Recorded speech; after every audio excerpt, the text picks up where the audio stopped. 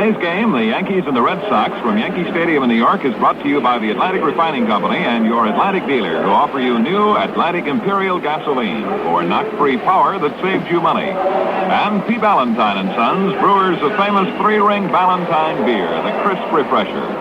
Your host for the first half of today's game, P. Ballantine and Sons, Newark, New Jersey, brewers of Ballantine beer and Ballantine ale.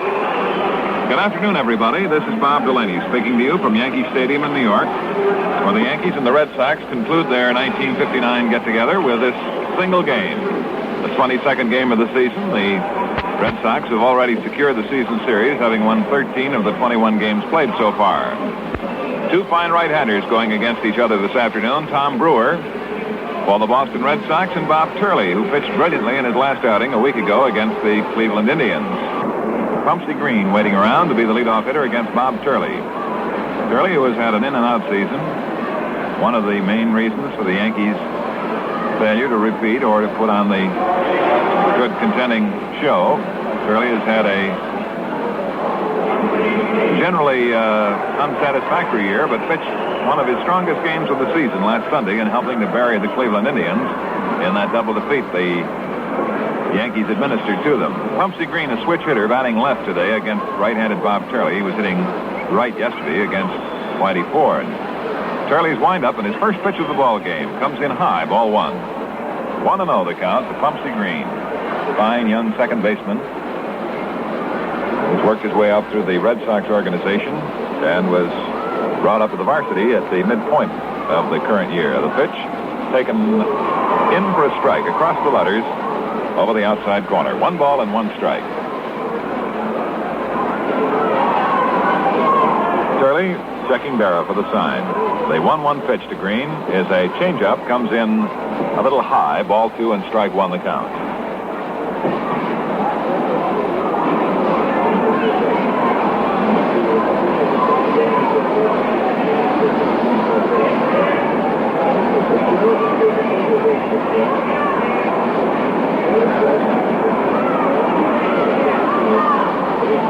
Turley, very deliberate as always on the mound, delivers 2-1. It's swung on, hit on the ground to the right side. Bobby Richardson is up with the ball, goes to Turley at first base as Thornberry had made a move towards the ball. Richardson, however, fielded it, and Turley alertly came over to cover. 1 out.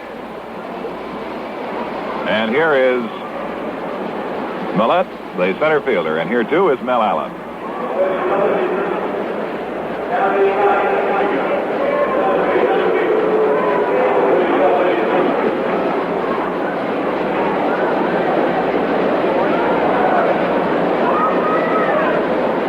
Gary Geiger, batting .245, left-hand batter, takes it a little outside, ball 1. 1 ball, no strikes.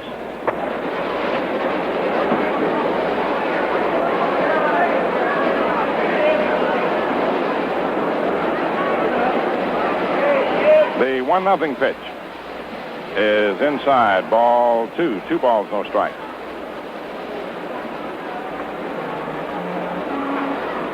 Two balls, no strikes.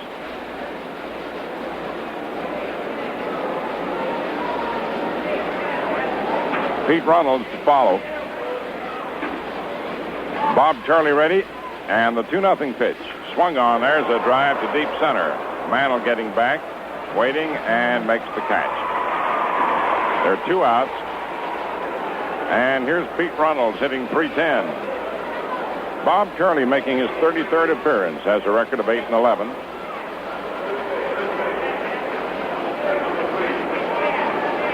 One and 3 against the Red Sox, who have taken 13 out of 21 from New York this year. Turley delivers to Pistol Pete, and it's fouled off out of play in the upper deck. Strike 1.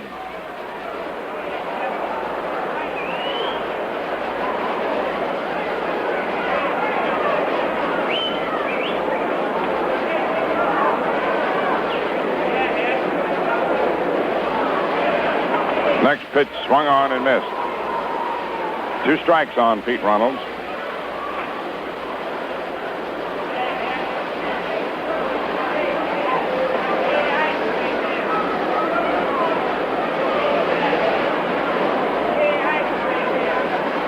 And the next delivery swung on and fouled off back of third against the lower facade of the upper deck, bouncing down onto the stadium sod.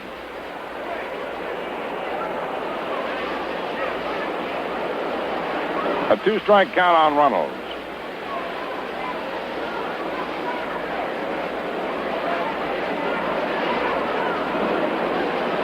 Here's the pitch.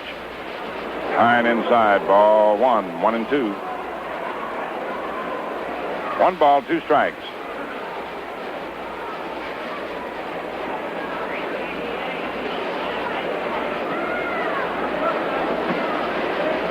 Now the pitch. High attempted curve didn't work. 2-2 the count now on Pete Runnels. Lopez in left, Mantle in center, Sebring in right, McDougald third, Kubek short, Richardson second, Throneberry first, Barrett catching, Bob Turley pitching to Pete Runnels with 2 outs in the first inning. And the left-hand batter swings and lines it out into center field for a base hit. Mantle up for the ball, tosses back in to Kubek, and Runnels is on with a single to center, which allows Gene Stevens to come to bat, hitting .275.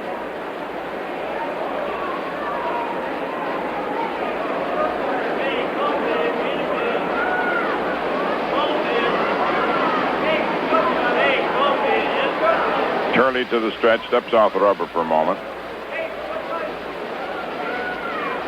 Back on. Bob again to the stretch. Runnels leads away.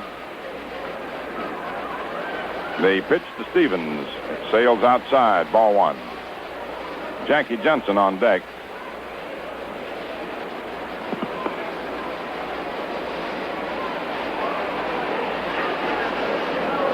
One ball, no strikes.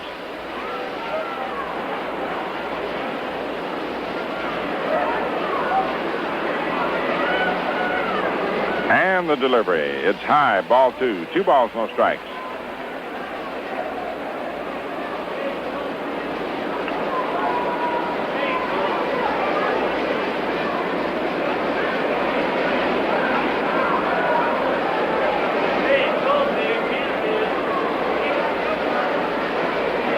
Turley checking with Yogi. Again to the stretch. He's fallen behind Gene Stevens, left-hand hitter. And the pitch. It's in there, 2-1.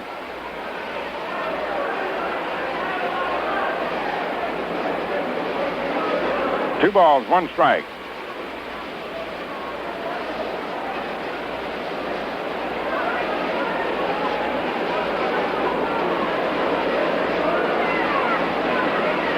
Bob Turley's delivery swung on and missed. Strike 2, 2-2. Yes, sir, there are going to be big doings here next Friday night, Saturday, and Sunday afternoon. An extra special ladies' night Friday night. Family day next Saturday. A lot of entertainment. And big prizes to be given away next Sunday. We're giving away Pete Callison for one. Sending him back to William and Mary. There goes the runner. The pitch is swung on and fouled back up here. Oh, Saturday you're going down.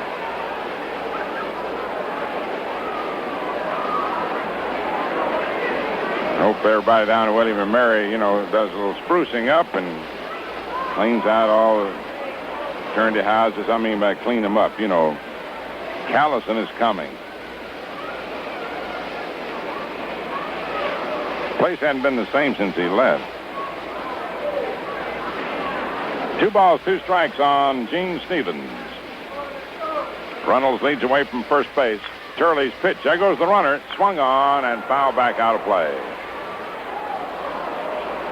Count remains 2-2.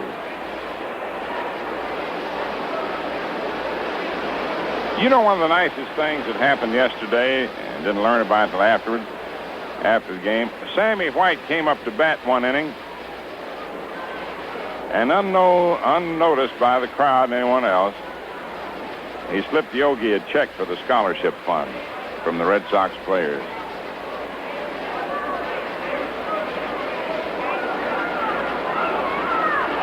Here's the delivery. Swung on, hit by first. Richardson gobbles it up, throws to first, too late. It's a base hit for Gene Stevens. Richardson made a fine play on the ball way out on the grass. Couldn't do much about it. When he threw, Stevens really outlegged it.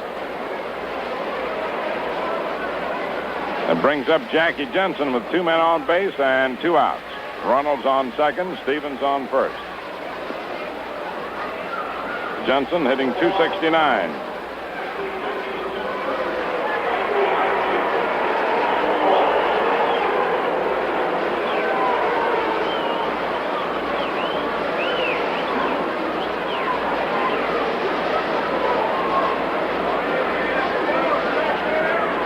Two men lead away.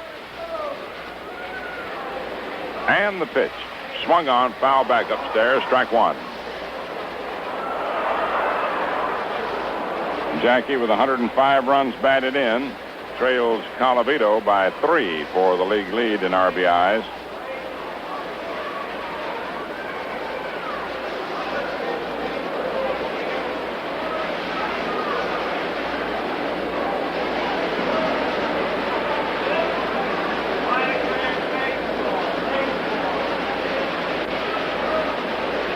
Turley checks the runners, leading away from first and second. The pitch to Jensen misses outside. Ball one, 1-1. Frank Malzone on deck.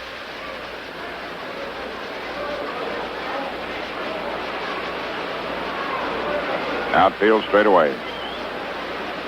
Jackie up there ripping.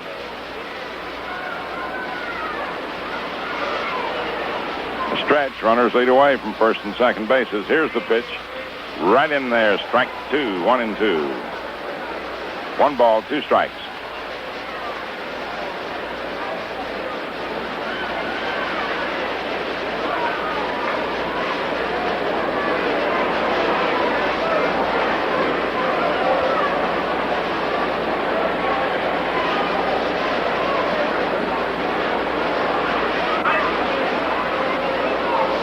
Again, the stretch.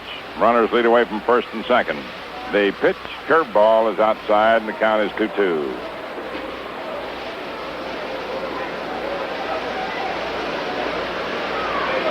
Two balls, 2 strikes, 2 outs.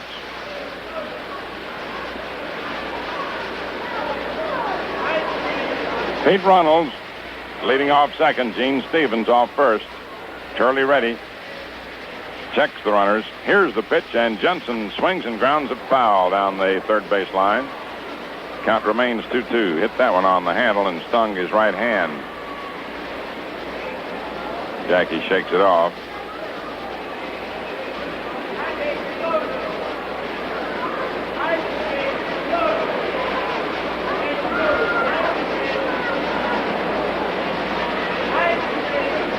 Two balls, 2 strikes.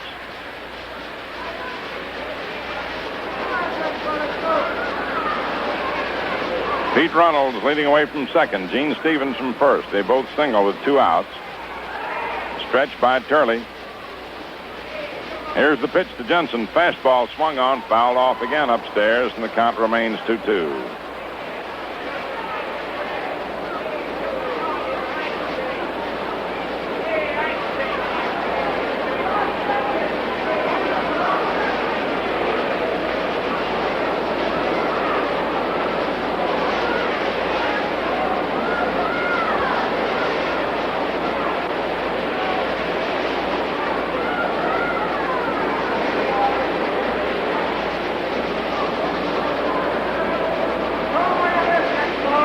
Once more, the runners lead away from first and second. Turley delivers to Jensen. Curves outside. Ball 3. Full count.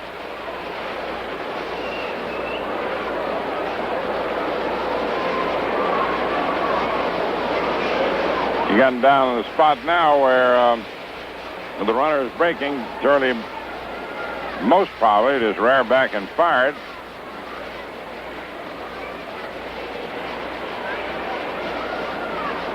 The stretch. There go the 2 runners. Fastball swung on and popped foul out of play. Yogi is after it, but the ball kept fading away. Count remains 3-2.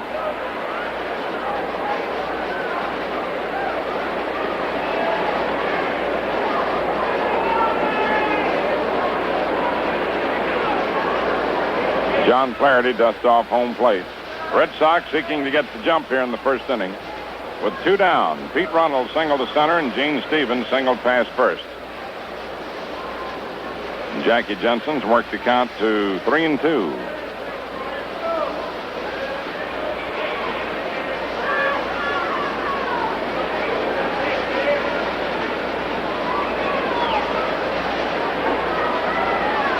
Runners ready to go. The stretch by Turley. There go the runners. The pitch swung on, fouled off again, out of play upstairs. Jensen hanging in there. Frank Malzone's on deck.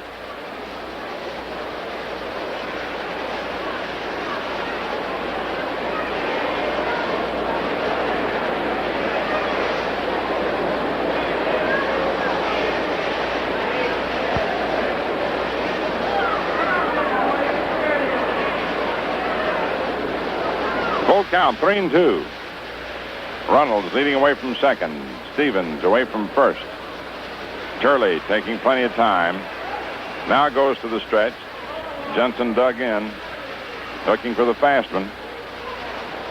There go the runners. The fastball is swung on and drilled into deep left center. Mantle racing hard and makes the catch, and the side's retired.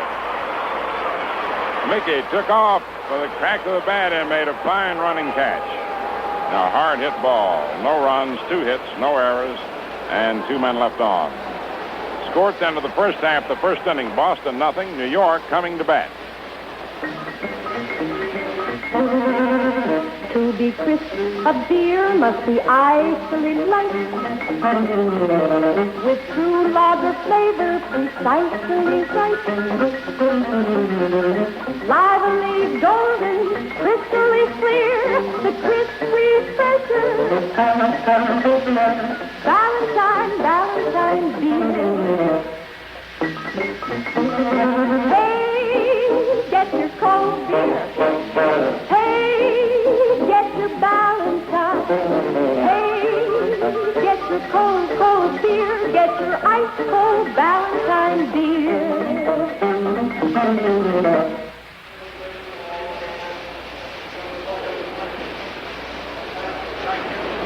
Like the song says, to be crisp, a beer must have lightness plus true lager flavor.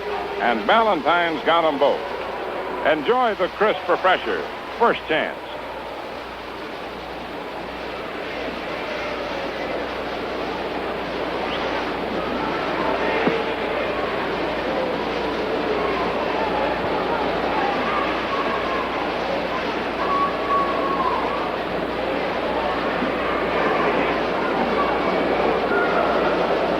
Bobby Richardson, Tony Kubek, and Mickey Mantle will be the first 3 men up and the last of the first.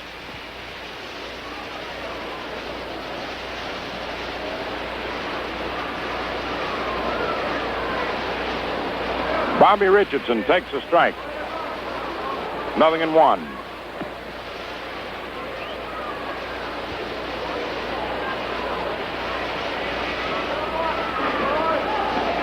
Now the delivery. It's low for a ball. 1-1.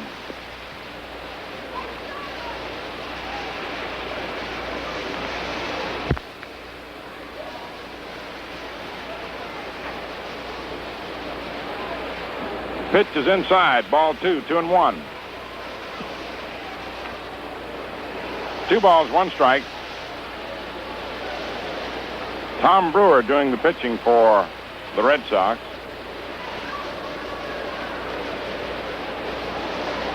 A right-hander to the windup. In comes the pitch. Swung on to high pop-up out around second base. Don Budden makes the catch, and there's 1 away. Now Tony Kubek, hitting .283, moves up.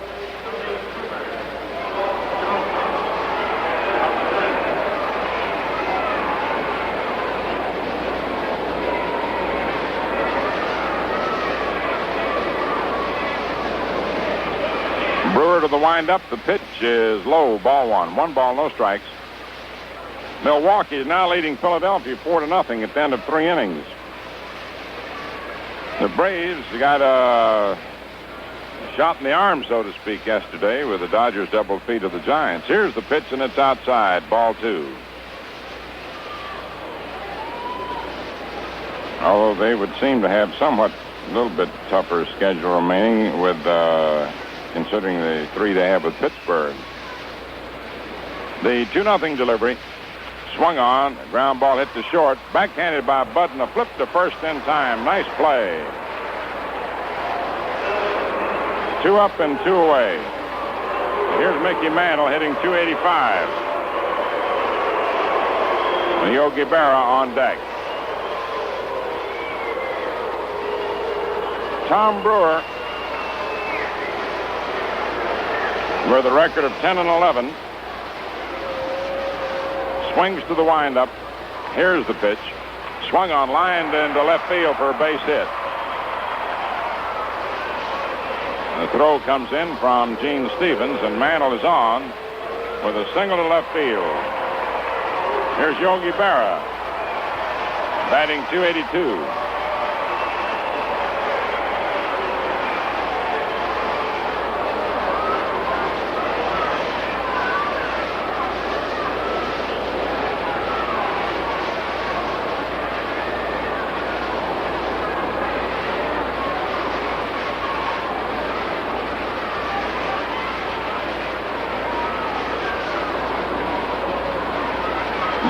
Checks Mickey, and the pitch. Low inside, ball 1. 1 ball, no strikes.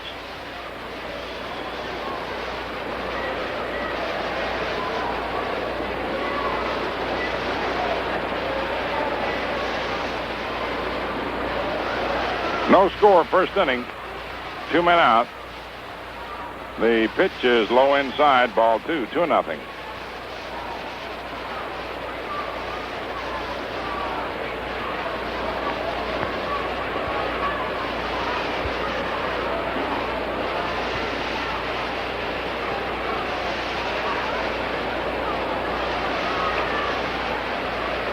Now the pitch. Over. 2-1. 2 balls, 1 strike on Yogi Berra. 2 outs in the last of the first inning. Mantle on first.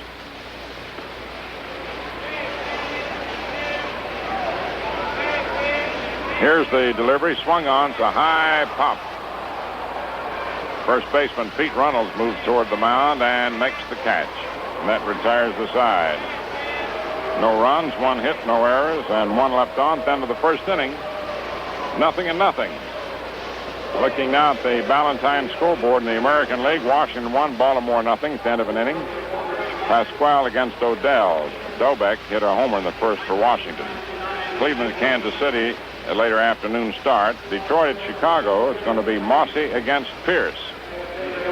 In the National League, Milwaukee 4, Philadelphia 0 at the end of 3.5 innings. Hank Aaron homered in the first inning, number 39, and Eddie Matthews got number 41 in the third with 1 on, which ties him for the Major League lead with Ernie Banks and Rocky Colavito. No, that's right, Ernie Banks has 42. Colavito leads the American League with 41. Burdette for Milwaukee and Roberts for Philadelphia. Cincinnati 0, Pittsburgh batting in the first inning. Brosnan against Law. Dodgers and Giants start later. Chicago at St. Louis. Drabowski against Bob Blaylock. Now in the second inning, Frank Malzone will lead off with Sammy White and Don Budden to follow.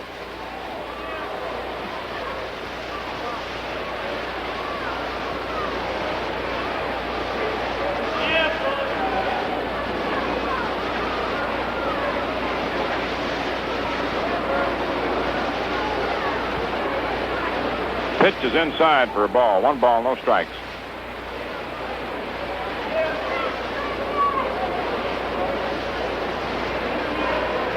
Frank, a .280 hitter. Bob Charlie ready. And the pitch. Swung on. It's a high pop foul down the left field line. And the ball is caught by Duke. No, he dropped it in. It's foul ball. But he dropped it. Hit the glove and bounced on into the stands. And his back to the plate. No error on it. He went a long way for it.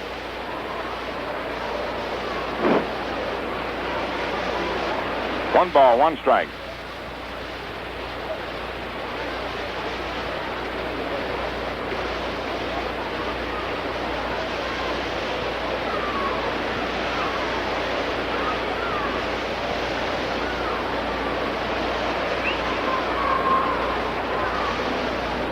Turley's pitch to Frank is swung on. There's a fly ball into left, fairly deep. Lopez is under it and makes the catch. One away. Now Sammy White, hitting .285.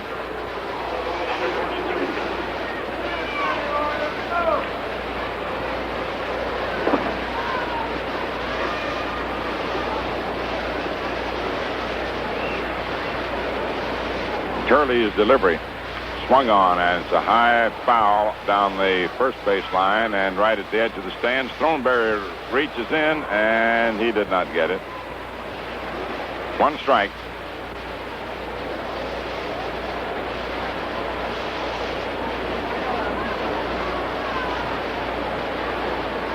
No balls, one strike, one out. No score, second inning.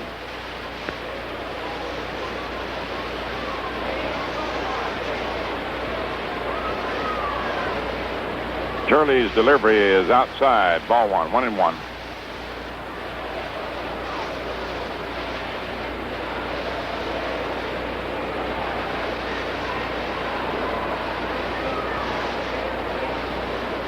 The 1-1 pitch. Outside, ball two, 2-1.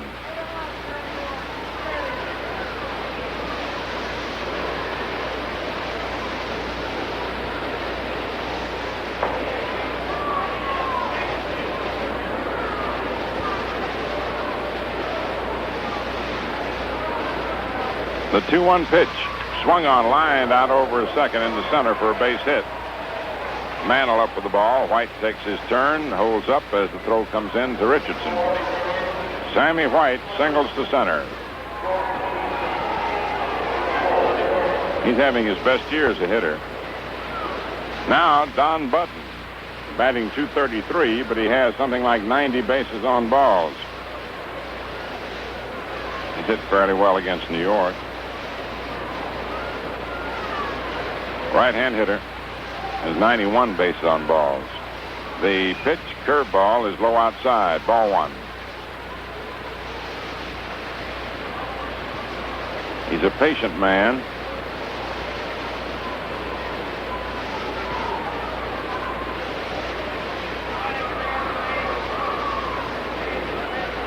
Turley ready. The pitch, low, ball two, 2-0.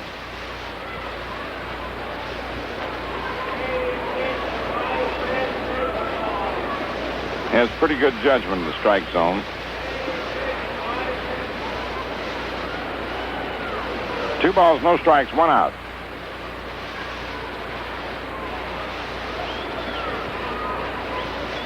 Here's the next pitch, and it's inside, ball three.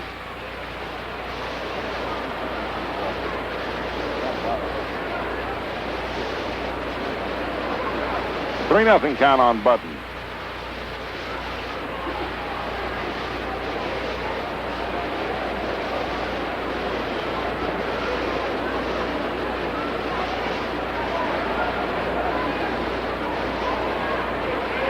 The 3-0 pitch.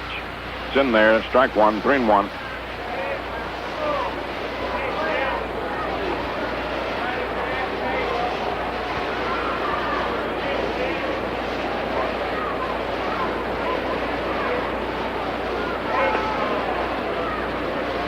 Turley ready.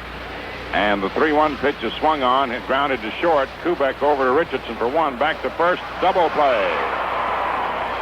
That retires the side. No runs, one hit, no errors, no one left on. The Yankees' 150th double play. At the end of an inning and a half, Boston nothing, New York nothing. Frosty Cool Ballantine beer, the crisp professor. Sounds good, it is good. Most beers are light enough, but a little too light on flavor to really refresh you. That's not right when you come to talking about smooth, delicious Ballantine, because Ballantine beer is the crisp kind of light with true lager flavor. Proves a beer can be truly light and still give you all the honest-to-goodness lager beer flavor you want. That's why Ballantine beer is the crisp refresher. Ballantine beer, the largest selling beer in the East. We pause for station identification.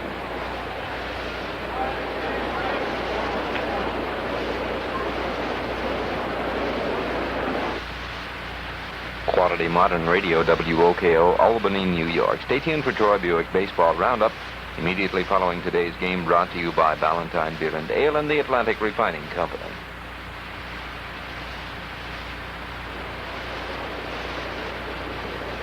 Sebring hitting .272. Tom Brewer doing the pitching.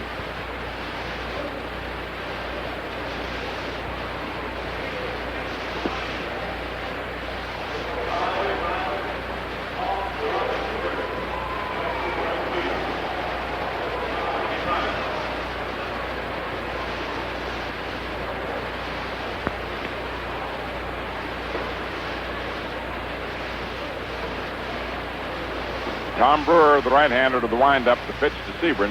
Inside, the ball hits the dirt, skips back to the backstop. A 1-0 count.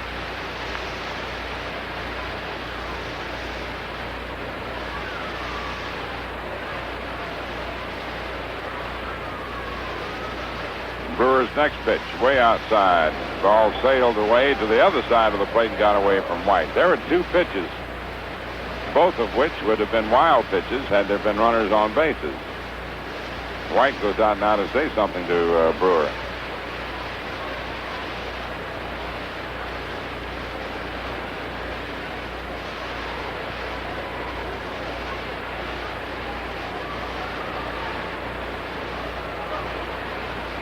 A 2-0 count.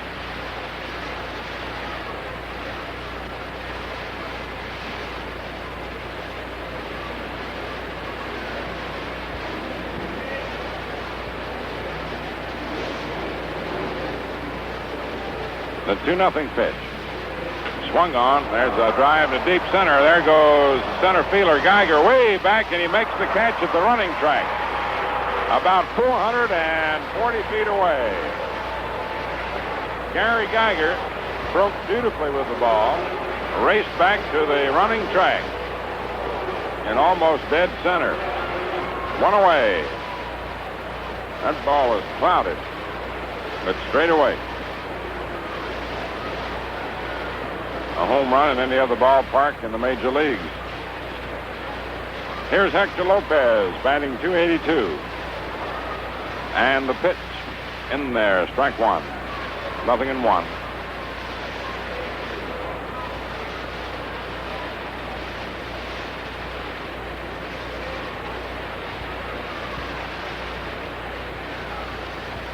Next delivery is low outside. Ball one, 1-1.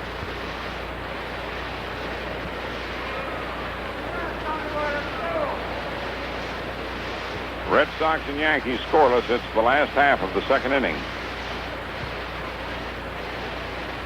The 1-1 pitch.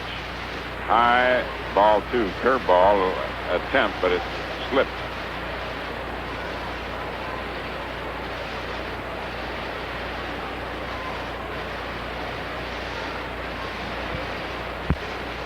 The 2-1 delivery, swung on, a little roller hit down the third baseline. Malzone up with it, throws on to first in time. Lopez is out. 2 away.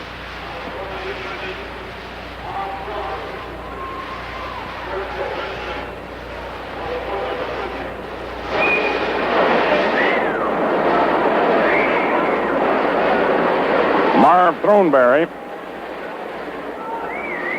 batting .249. Left-hand batter. Brewer's pitch in there for a strike. 0-1. It has come to light today. An odd accident has sidelined Ryan Duran for the rest of the season. The pitch is in there for a strike. As you know, he was hit on the shin the other day and was out for 3-4 days, but he was back and the bullpen ready to be used if needed. When the game is over, he was rushing out of the bullpen, accidentally tripped and fractured his right wrist. Pitch is swung on and missed. Strike 3. No runs, no hits, no errors, no one left on. At the end of 2 innings of play, Boston, no runs, 3 hits, no errors, 2 left on. The Yankees, no runs, 1 hit, no errors, and 1 left on. So Ryan Duran has suffered a fracture of the right wrist and is out for the rest of the season.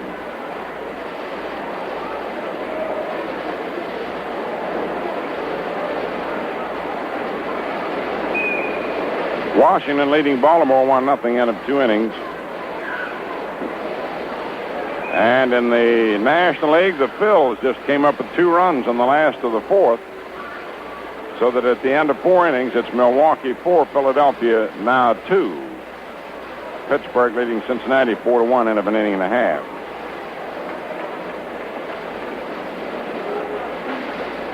Going into the 3rd inning, Tom Brewer is first at bat. Then the leadoff man, Pumpsie Green and Gary Geiger.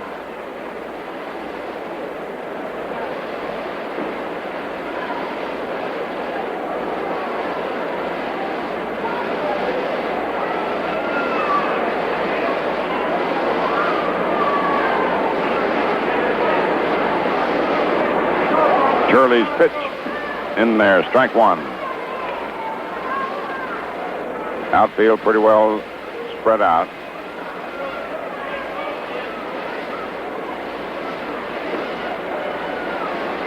Next delivery, outside. Ball 1, 1-1.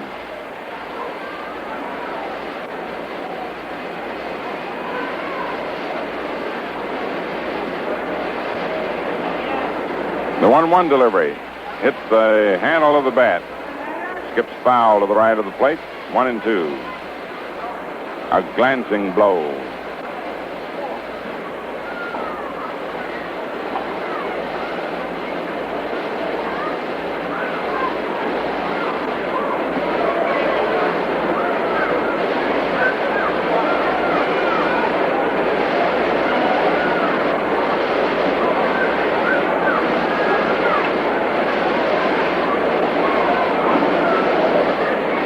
The 1-2 pitch. Curveball lined right back to Turley. Head high. And there's one away. Now Pumpsie Green coming up. Grounded to Richardson in the first inning.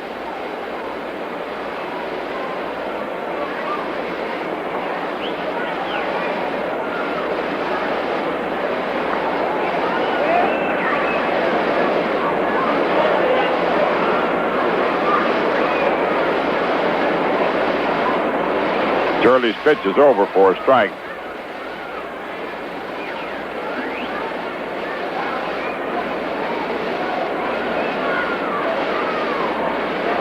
Next delivery is a curve, and it misses. 1-1.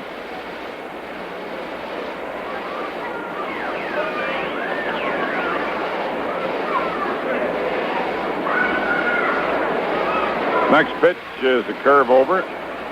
Strike 2. He started to bunt.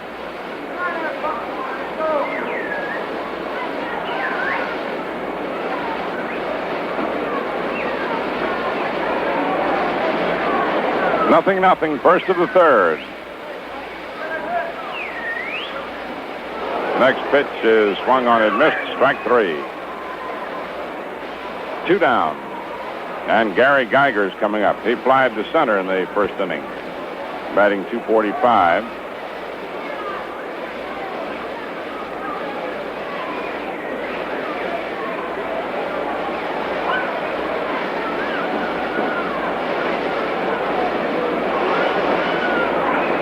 Turley delivers to Geiger.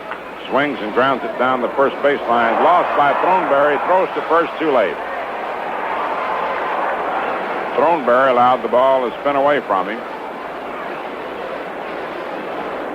And it's an error charged to Throneberry. And here's Pete Runnels coming up.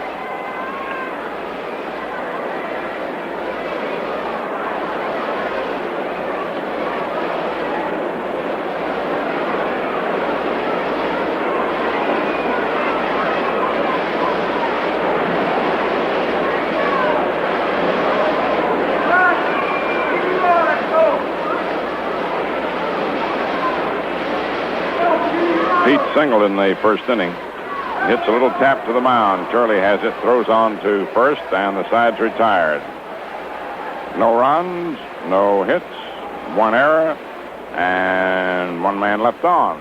At the end of 2.5 innings, Boston nothing, New York nothing. Now we're getting ready to move into the last of the third with Gil McDougald coming up.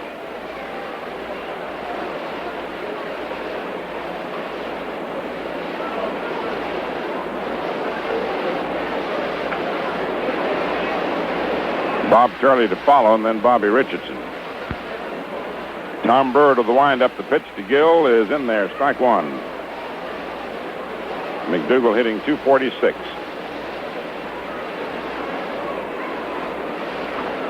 Brewer again to the windup, and the pitch is low for a ball. 1-1.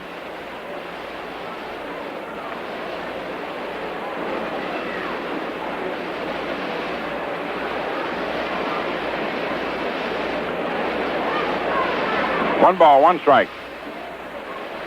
And the delivery. Right over, 1-2.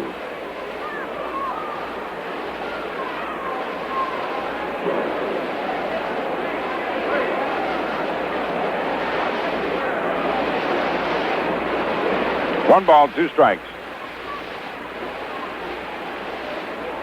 The pitch is a curve inside, and the count is 2-2 now.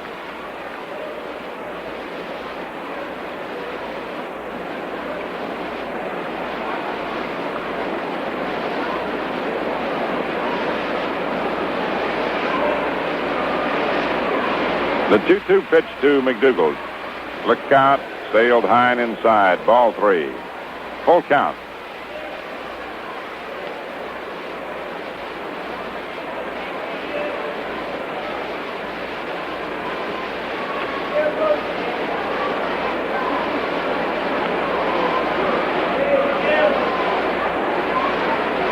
Red Sox and Yankees scoreless. It's the last of the third.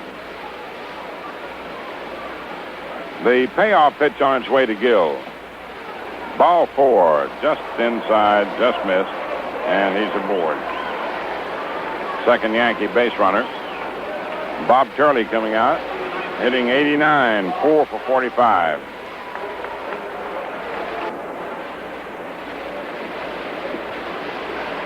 Here's a pitch. It's bunted toward first. Runnels up with it, fires to second base, and the throw back to first. Not in time. Boy, that was a good play Runnels made. He just charged that ball, picked it up, and whirled and fired. McDougald forced at second. Runnels to Button. To Green, rather.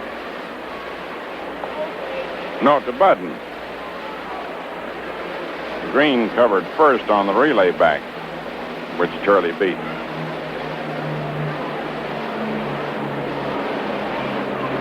Bobby Richardson, who popped out to short in the first inning, coming up, hitting .296.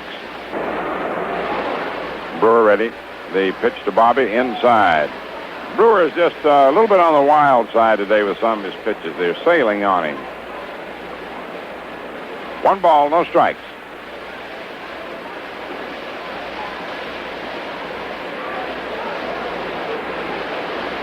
The 1-0 pitch. Swung on, lined into center for a base hit. Turley trots on down to second. Throw comes in from Geiger. 14th straight game which Richardson has hit safely.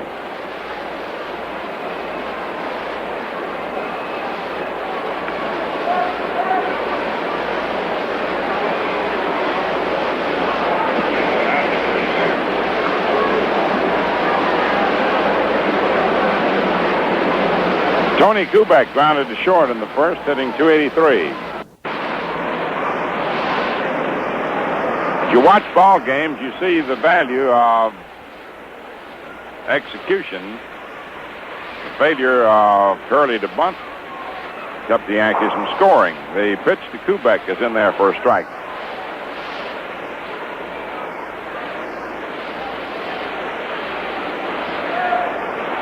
Trying to get that extra base, go from first to third, trying to move a man up a base with the bunt. Big plays. Now the pitch. Swung on and fouled off to the right of the plate. Strike 2, 0-2.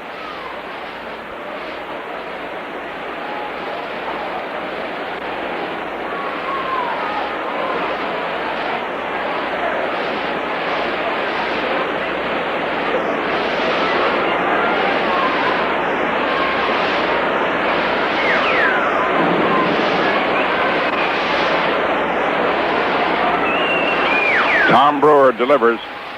Fastball gets the inside corner. Called strike 3. Kubek caught looking.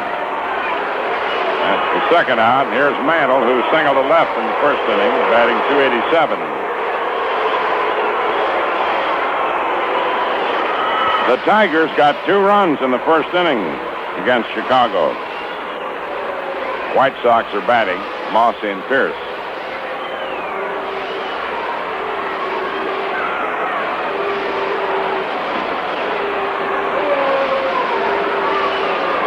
Two men down, 2 men on.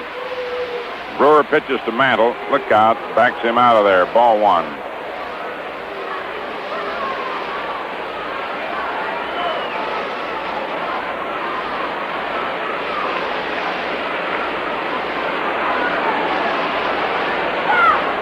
One ball, no strikes.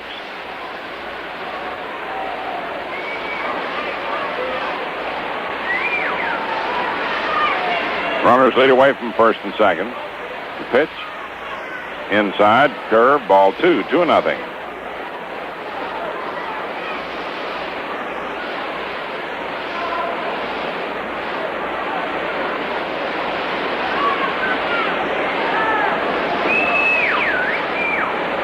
A 2-0 count on Mantle with Turley on second and Richardson on first with 2 outs in the third inning. No score.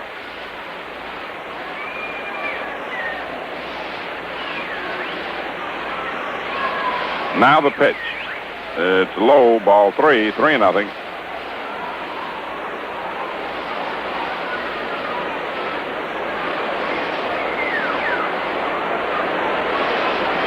Three balls, no strikes.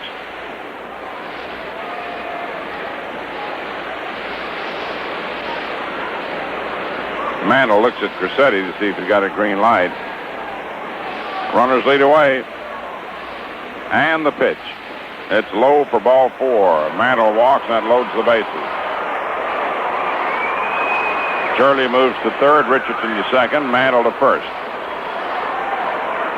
Yogi coming up, batting .281. Popped out to the first baseman in the first inning.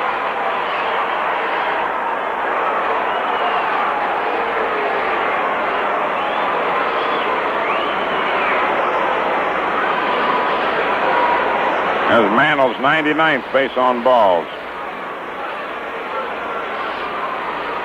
3 on and 2 out.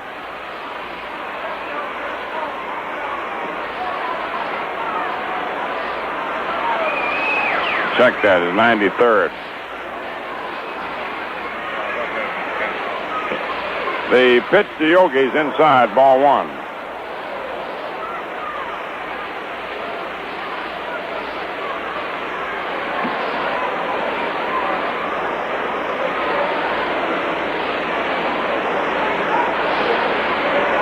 Two outs, 3 on. Brewer to the windup and the pitch to Berra. Swung on and fouled back. Strike 1, 1-1.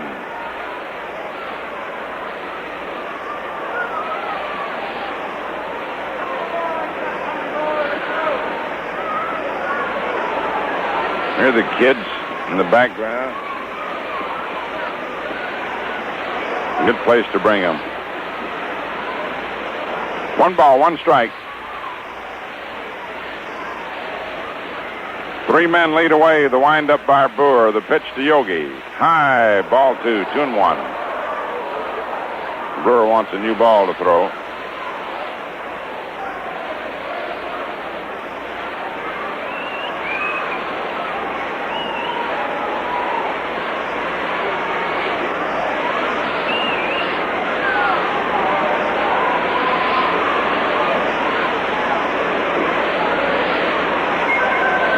Turley on third, Richardson on second, Mantle on first. 2 outs.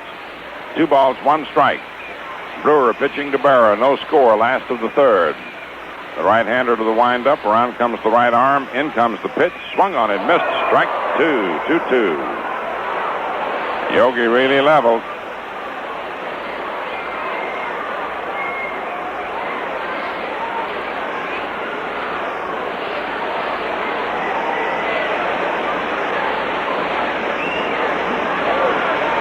Two balls, two strikes. Three men lead away. The windup by Brewer and the pitch. Swung on, foul back, out of play.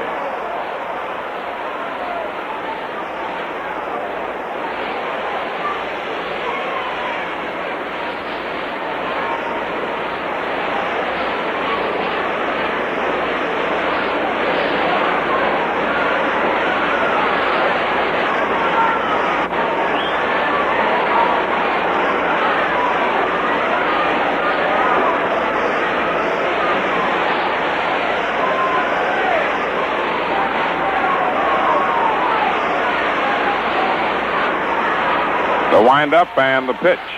Swung on and looped to left field. Coming fast is left fielder. It's a base hit. Here comes Richardson following Turley in, and Mantle goes to third. As Yogi loops the single to left for 2 runs, sending Mantle on to third. Gene Stevens tried a shoestring catch and couldn't make it. Berra hit an outside pitch, which would have been ball 3. Just punched it out to left field. Scoring Turley and Richardson. Sending Mantle to third, bringing up Norm Sebring. Yogi, 68 runs batted in. Sebring flied to center in the second. The pitch outside, ball 1. 1 ball, no strikes.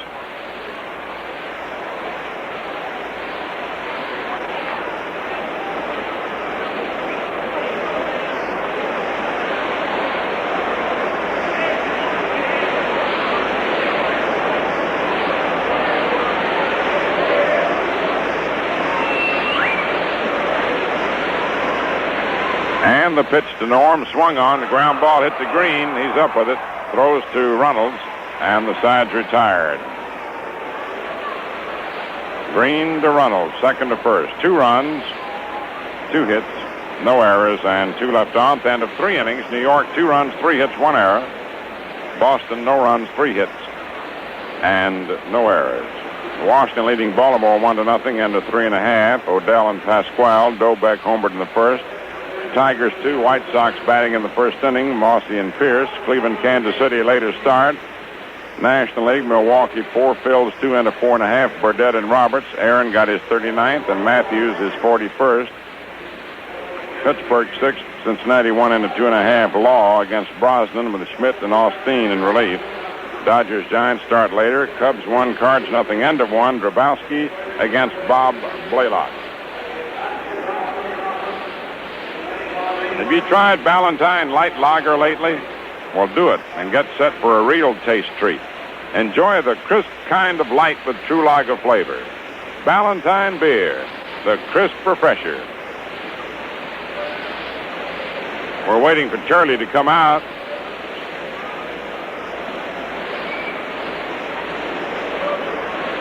He'll be out in a moment, but coming in right now is the Scooter. Phil Rizzuto taking over on this pleasant Sunday afternoon with his pleasant countenance, his pleasant voice, and his pleasant demeanor. You ever been up to Pleasantville?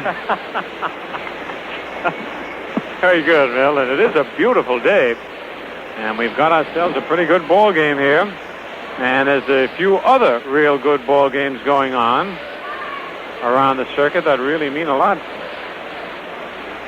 In this pennant race, Bob Turley's taking an awful lot of time coming out. Bob was on base for quite some time, so while Bob is getting ready to come out of the Yankee dugout, we'll pause now for station identification. Quality Modern Radio, WOKO in Albany, New York. Stay tuned for Troy Buick's Baseball Roundup immediately following today's game, brought to you by the Atlantic Refining Company and Ballantine Beer and Ale. All right, there's Bullet Bob Turley, ready now to go out on the mound. Remember, when a pitcher gets on base and stays out there for some time, and Turley was on base for quite a while before coming on a score on Yogi's base hit. Kind of takes a little bit extra out of them. They have enough to do out there on the mound, firing that ball for 9 innings. And so Charlie took a little bit of extra time. Gus Marsh, the Yankee trainer, administering to Charlie. Some players, you know, take some dextrose tablets to give them a little quick energy, little sugar tablets. On the real hot days in hot weather, Gus has the salt pills handy. Slices of orange. Little things that give you that quick pickup that is so important to a ball player so that they have that little extra when they need it. Now we're ready to go here in the top of the 4th inning. Gene Stevens, who singled in the 1st inning, will be the batter. Stevens batting .278. Tall and slender.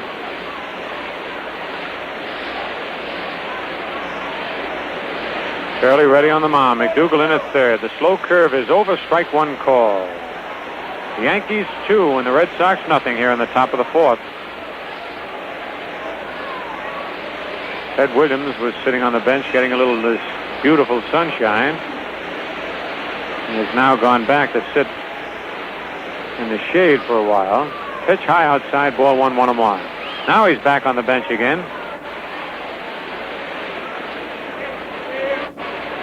Looks like Ted's getting on Turley a little bit. Trying his hand at bench jockeying after so many years. The 1-1 pitch is pop foul and back out of play. 1 ball, 2 strikes. There's been quite some speculation as to what Williams will do when he retires, if he should retire at the end of this year. He said he has an announcement to make, but we'll wait till the end of the year to make it. Some say he might move into the front office of the Red Sox, maybe take up broadcasting, maybe even try his hand at managing. Who knows? Strike 3, swings and misses at an outside fastball. Charlie gets his 2nd strikeout of the ball game, and here's Jackie Jensen, who lined to deep left center field in the 1st inning. Jackie batting .268.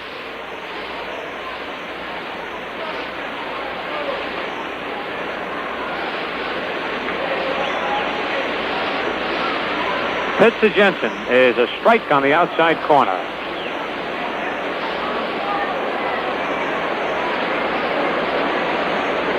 Jackie has quite an enviable record. He won All-American honors in baseball and football at the University of California.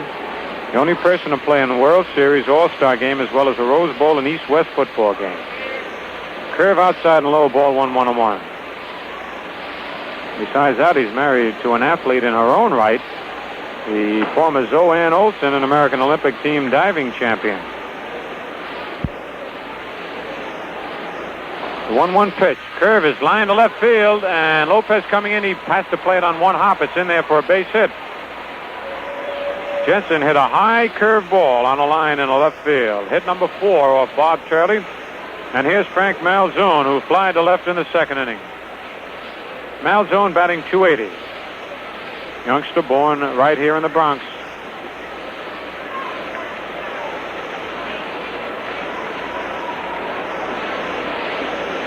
With 1 out, the Yankees leading 2-0 in the top of the 4th. Throneberry holding first against Jensen.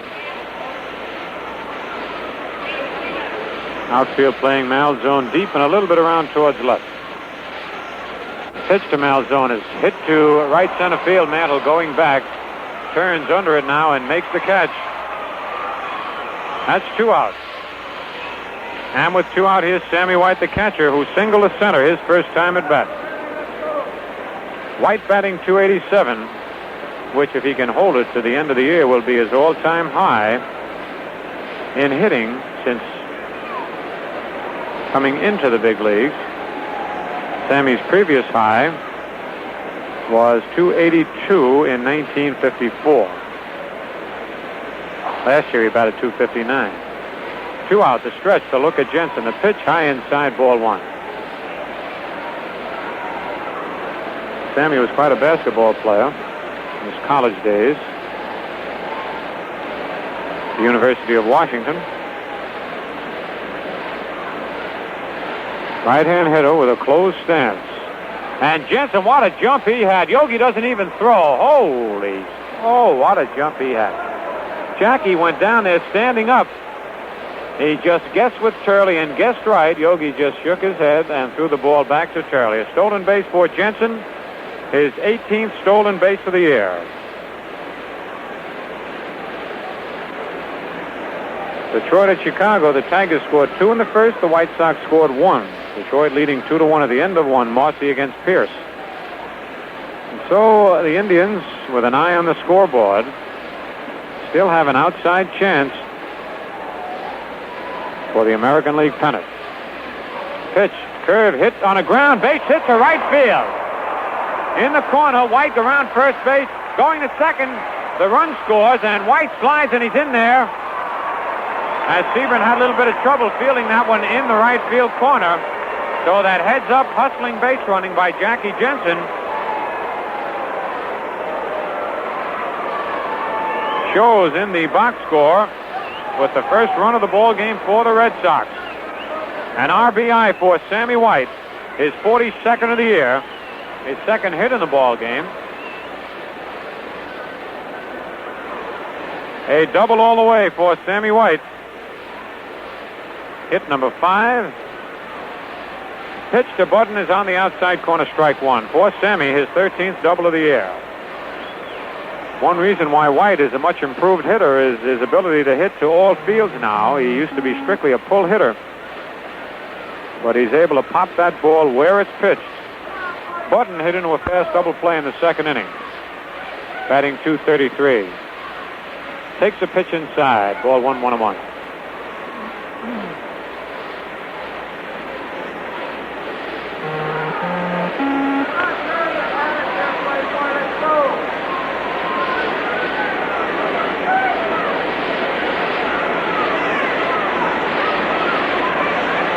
White with a good-sized lead off second base. Fastball is high and tight again. Ball 2, 2-1. Yankees 2 and the Red Sox 1 now in the top of the fourth inning with 2 outs, running down at second base. Beautiful day for a ball game.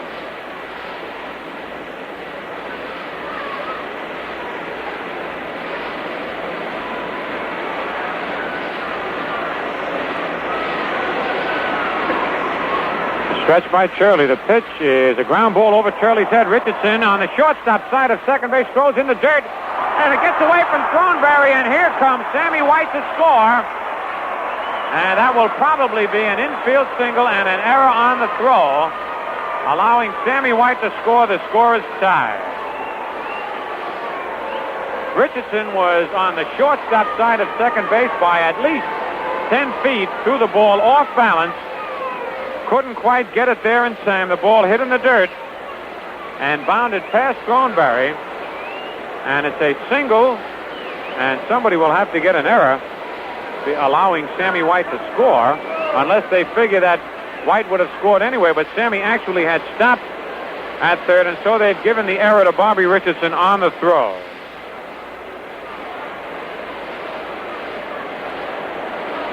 And now the score is tied. 2-2. Here's Tom Brewer, who lined back to the box. A ground ball is short. Kubek on one hop. Another ball hit well to Richardson for the force on Button.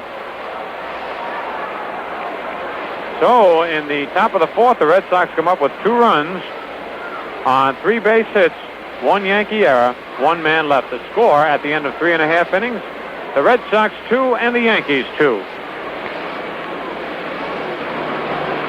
The crisp kind of light, the kind with true lager flavor, that's the crisp refresher Ballantine beer. So open up or order up some frosty, cool Ballantine right now, okay? Okay. Sounds like Dennis James a little bit.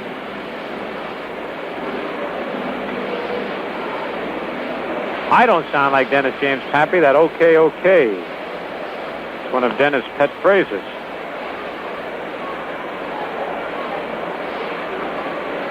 In the bottom of the fourth inning, Hector Lopez, who bounced to third, leading off for the Yankees. Brewer's first pitch is swung at and missed, strike 1, a change-up curveball. Lopez out in front. Hector batting .281.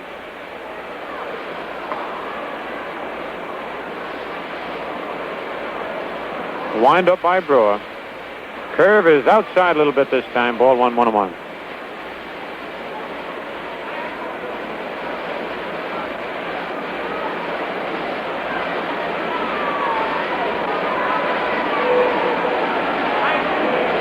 Fastball swung at and missed. Strike 2. 1 ball, 2 strikes.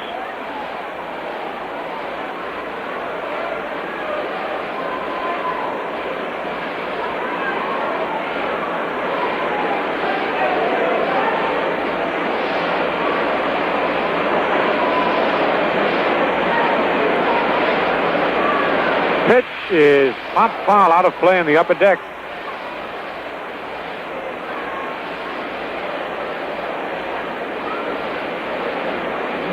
On deck, Marv Throneberry.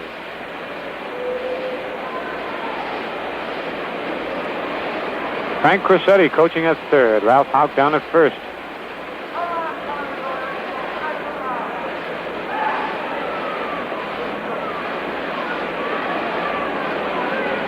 Curve fouled at the plate. Hit the plate and bounced up and hit Lopez. Count holds at 1 ball and 2 strikes.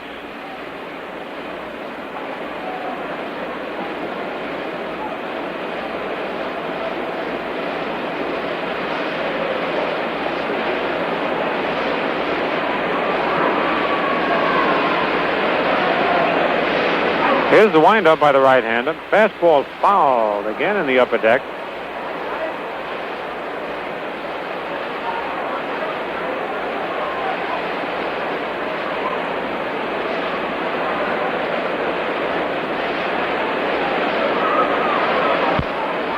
Here's the windup by Brewer.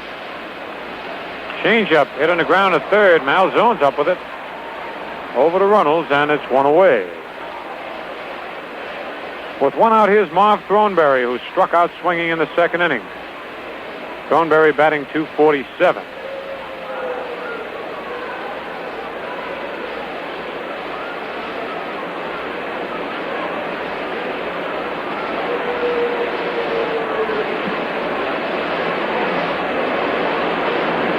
The first pitch to Throneberry is a curve low, ball 1. This is the time of the year when it's really rough seeing that ball coming from the pitcher. And pitchers have a decided advantage against the batters with the shadows halfway across the field. Curve fouled at the plate. Nice play by the umpire, John Flaherty. Ball took 1 hop up in the air, and John turned around and caught it one-handed.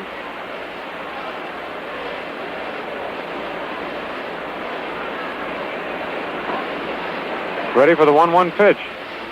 Curve is popped in the air to the left side. Don Budden is moving back to shortstop in short center field under it and makes the catch. That's 2 away. And with 2 out, here's Gil McDougall. Gil walked in the third inning. Batting .246. As we were saying, it's tough for the batter to get around on the ball. There's only been 1 ball pulled for a base hit. That was Jensen's single in the 4th inning. All the other base hits have been to either straightaway center field or to the opposite field. Pitch to Gill is a foul down the right field line, strike 1. Mantle line to single to left and batting left-handed. Yogi single to left, batting left-handed. And Richardson single to center for the Yankees, 3 base hits. And of all the 6 base hits for the Red Sox, only the one Jensen pulled to left field was gotten around by a batter. So they're a little late swinging. Curve outside. Ball 1-1-1. It's hard to pick the ball up the way you would during the early part of the year or the middle of the summer. 2 out, nobody on. Tie score. The pitch to Gill is low outside. Ball 2, 2-1.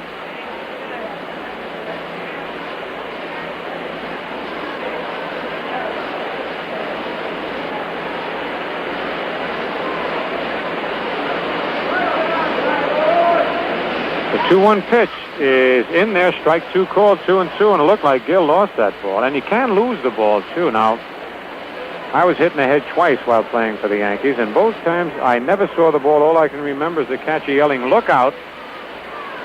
And I turned to look at the catch, and I got hit. I lost the balls altogether.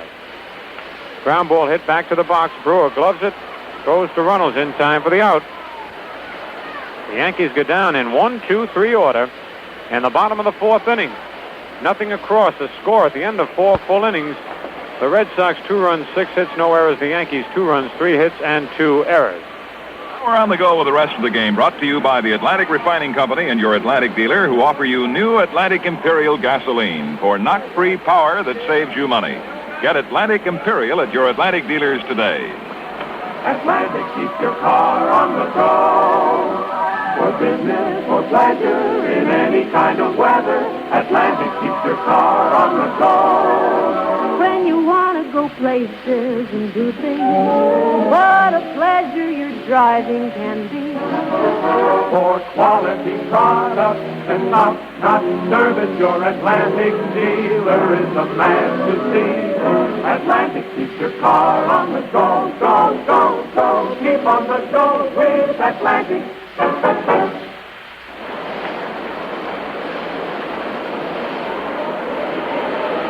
Hey, wait a minute. We got a new pitcher coming in here. This is Don Larsen. So, maybe Turley pulls something. Otherwise, he wouldn't be coming out of here in a 2-2 ball game going into the 5th inning.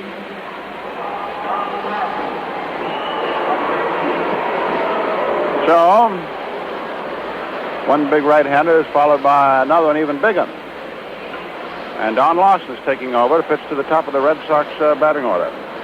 So just as soon as we get any information about the removal of Turley at this stage of the game, we certainly will pass it on to you.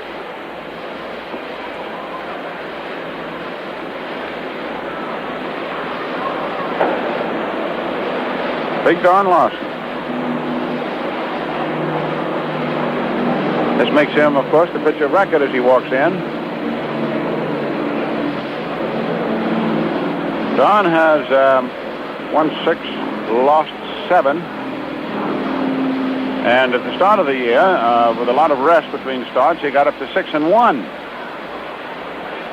fact, he was 5-0, then 5-1, then 6-1.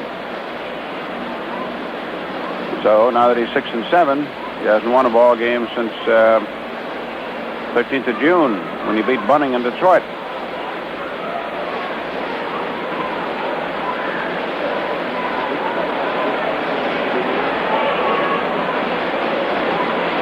Now here's Green, the switch-hitting second baseman, batting left-handed against Larsen. Big towering right-hander delivers a fastball low outside. Ball 1. We got one more series of games here at the stadium this coming weekend. The Orioles, driving to finish in the first division, will be here. The Yankees trying to hang on to third. Pitch is over for a strike. And it's a series of Friday night, Saturday afternoon, and Sunday afternoons. And the Yankees, to show their appreciation of the loyal support which the team has received this year. Yesterday, the Tenants put the at-home paid over the $1.5 million. There's a ground ball to second. Green is out. The Yankees have arranged a very interesting weekend. In addition to the ball games on Saturday and Sunday, there will be a series of athletic contests preceding them. Additional entertainment is being planned. And Friday night is to be ladies' night. And Saturday is an innovation. It'll be Children's Day. Any child, boy or girl, accompanied by an adult who purchases a ticket will be admitted free. That's on Saturday. So, Mom, Dad, there's your chance to bring the family. And we're certainly having beautiful weather this time of the year. And those Orioles and their young pitchers and Mr. Wilhelm and that knuckleball will be very busy fellas. Geiger tries to bunt a ball and bunts it foul. Strike 2. Slender center fielder. Hitting .244. Hal Baker coaching down at first base. Billy Jergis coaching at third. John Flaherty is the plate umpire. Frankie Umont at first. Charlie Berry at second. Jim Honachek at third. 2-2 tie. Larsen delivers and there's a ball fouled back. Went in and then bounced right back out of the press box.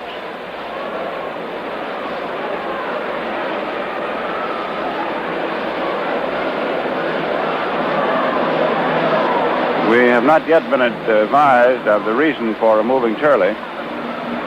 coming in with Larsen.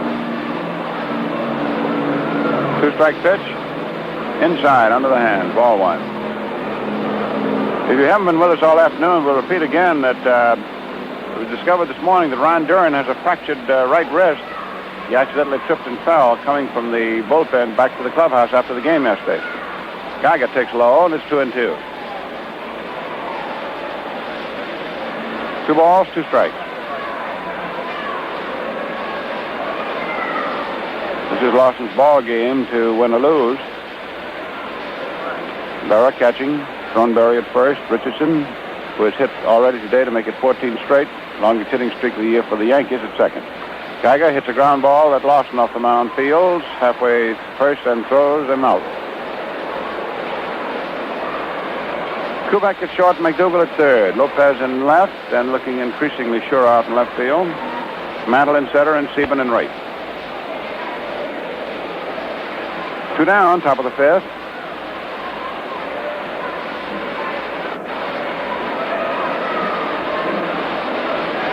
Pete Runnels, 1 for 2. Hitting .311.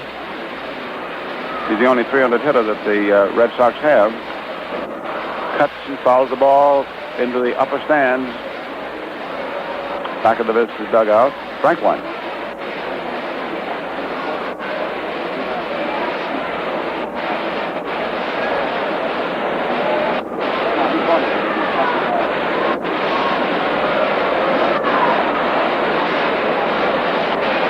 Another foul, same area, strike 2.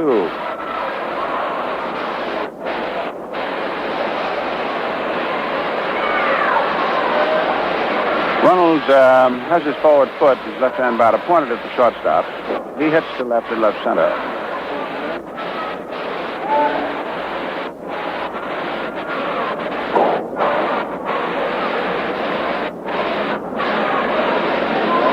Larsen right hand, and Ronald swinging, punches the ball through between third and short. That's his way. He gets most of them. This is hit number 1 off Larsen, hit number 7 for the Red Sox. For Ronald, it gives him 170 hits. You know, that's a lot of hits.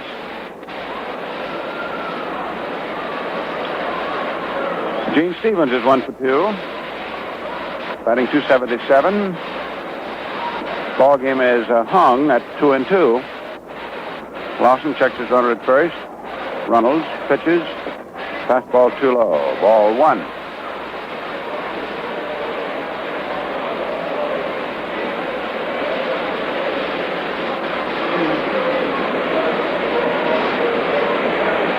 Throw to first. What's he doing? Turley, you'll recall, was on the bases running in the 3rd inning. Well, when he went from first around the 3rd, he pulled the hamstring muscle in his left leg. As the ball hit back off of Larsen's left ankle and goes for a base hit, the ball carrying over to the shortstop. Don was finishing his follow throw, and the foot was in the air.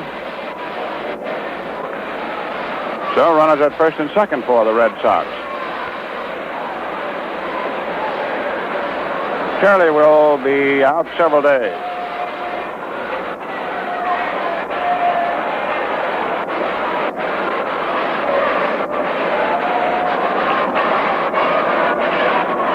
The batter is Jensen, who is 1 for 2.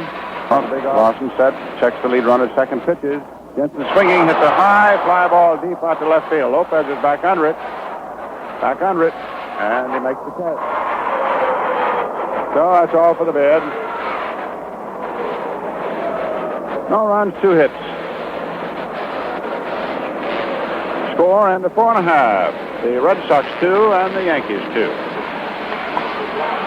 Into the bottom of the 5th inning. The score tied at 2-2. And the Yankees bring Don Larsen to the plate to lead off, and then Bobby Richardson and Tony Kubek. Tommy Brewer set to deliver the first pitch, and here's Red. Over in the National League, you got a half a game separating the 3 ball clubs. L.A. winning 2 at San Francisco, got it tied. Here's Larsen first up against Brewer. Takes a curve low outside, ball 1. But Milwaukee, Los Angeles, and San Francisco have all lost the same number. Milwaukee's played 1 less, and that's reflected in the games 1 side. Fastball swung on. 1-1.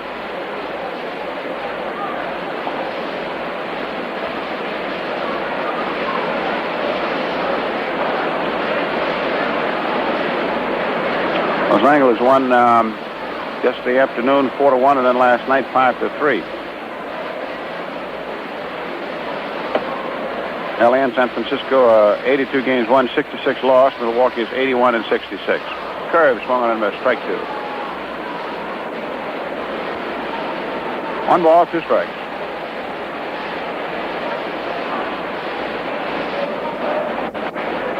Pitch.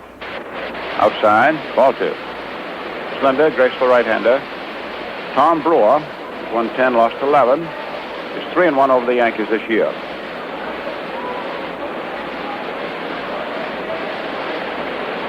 Deals, curve, swung on and missed. He's got a good one. Fans Larsen. That's his 3rd strikeout. Now Bobby Richardson, in a drive to finish the 300 hitter, is batting at 296. He's hit safely in 14 straight, including this one today. He singled it last time up. He's 1 for 2.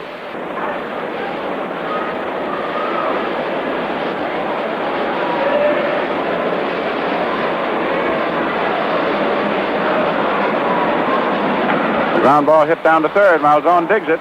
Hits him out at first base. So 2 men are gone. Last of the 5th. Nobody on. And Richardson is 1 for 3.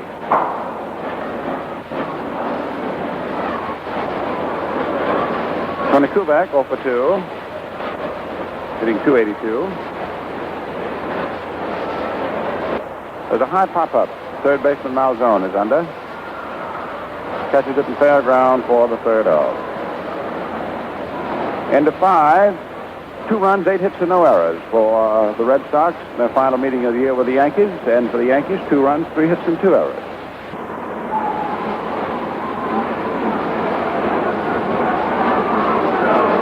Into the top of the 6th inning. Frank Malzone takes ball 1 inside.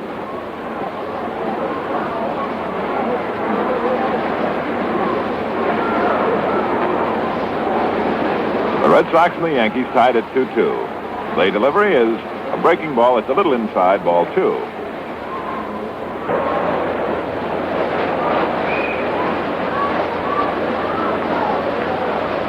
There's a line drive hit to right center field. And Mantle can't catch it. He can't even cut it off. And Malzone is going to go anyhow for 3.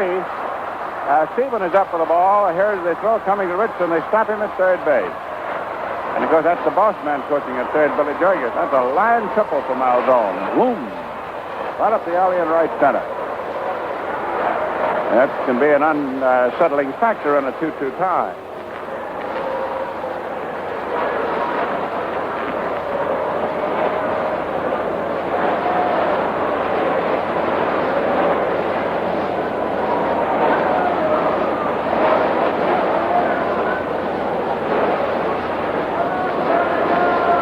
Sammy White has a single and a double.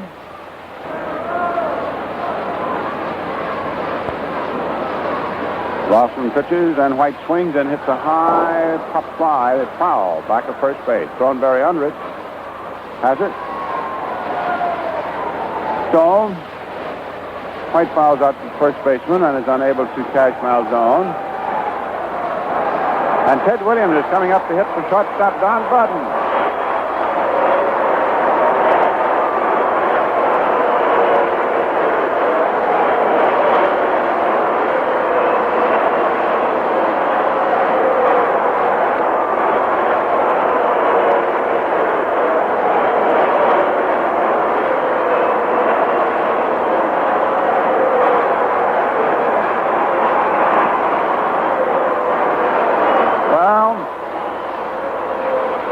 Getting an ovation. Coming up to pinch hit. And quite frankly, it's an open question. Is this the last time he will hit against the Yankees in his career or not? Perhaps he doesn't know. Perhaps it will take events of the winter to make the definition. Ted hitting 248.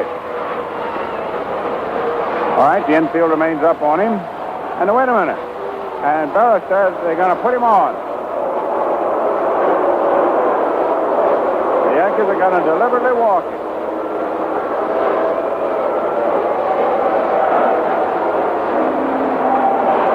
And, of course, this disappoints the crowd. They wanted to see Theodore swing.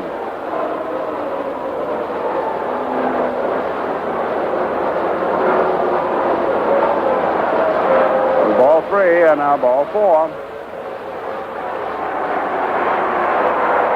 So Williams has to first, and the applause continues for him. Now Jerkis making another change. He's sending a pinch runner down for Williams. Mahoney. And Williams is applauded as he trots off the field.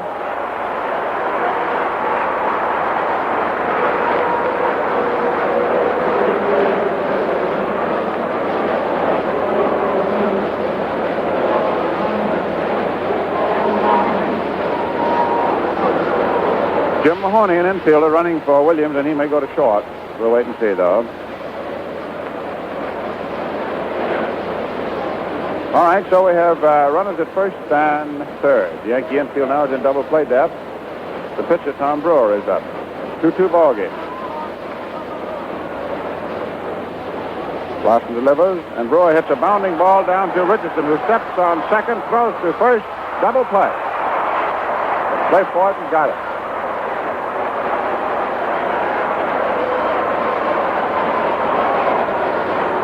Still, no runs, 1 hit. The big threat went by the board. And a 5.5. It is still Boston 2 and New York 2.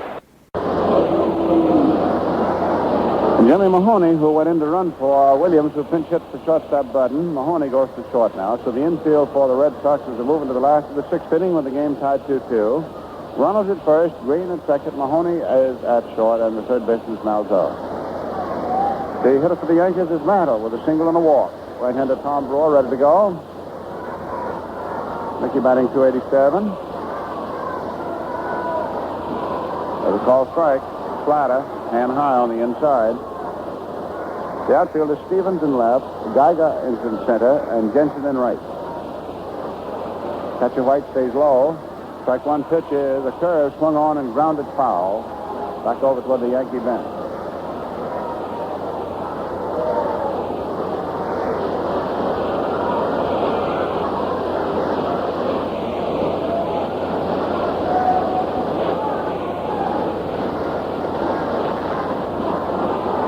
Two strikes to Mickey. Hitting left-handed against right-handed Tom Brewer. Curve is high inside. Ball 1.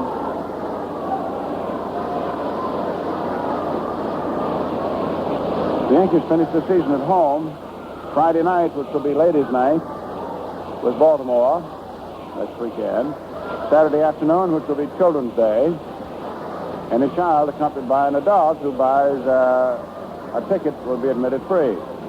Wonderful chance to bring the children. There'll be special pregame events Saturday and Sunday. Mantle pitch low. Ball 2.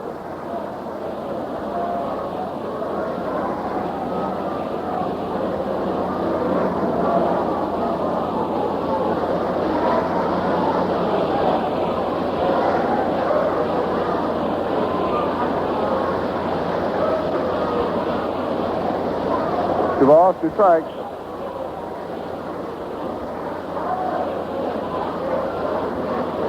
Last of the 6th. Curve just outside ball 3.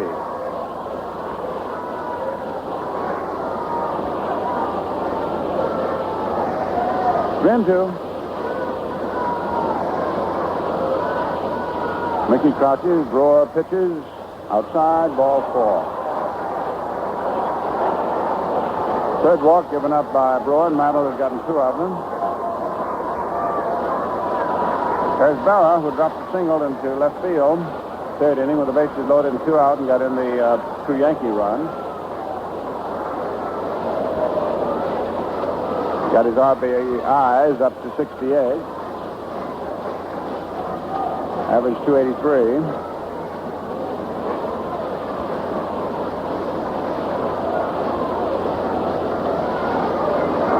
Outfield plays into pull into right. Mantle off first. Burrow swings and pulls it foul down the right field corner. He hit a hot one. Strike one.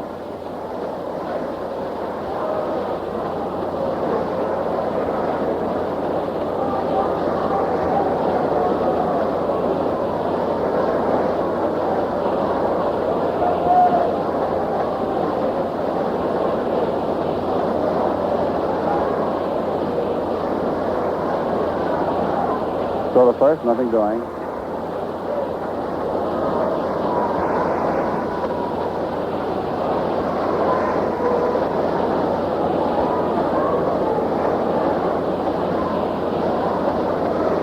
Pitch is swung on, grounded into right field. Base hit. Mantle is on his way to third, and Burrow's on with his second single. Mantle, with his speed, takes the extra base very easily. And the Yankees are now threatening with men at first and third. Their fourth hit, Burrow's got half of them. Norm Seaman, 0 for 2. He had a tremendous cloud in the second inning to straightaway center, and Geiger went back and caught it on him. And he was bounced out second to first and to third. Seaman hitting at 270.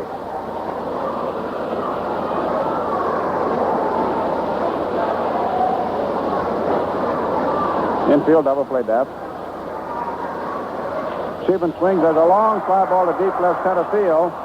Stevens goes and makes the one-handed catch, but Mantle can crawl home. Burrow was out at second base and has to beat it back to first, and it's 3-2 New York. Gee, that Stevens hit that ball. He's hit 2 long ones today. This is a sacrifice fly. And that was a wonderful one-handed catch by left fielder Stevens to rob Stevens of an extra base hit.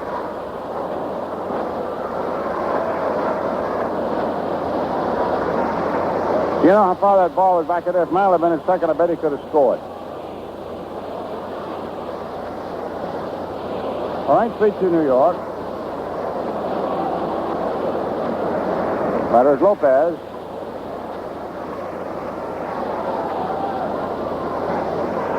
Runner at first base, Berra.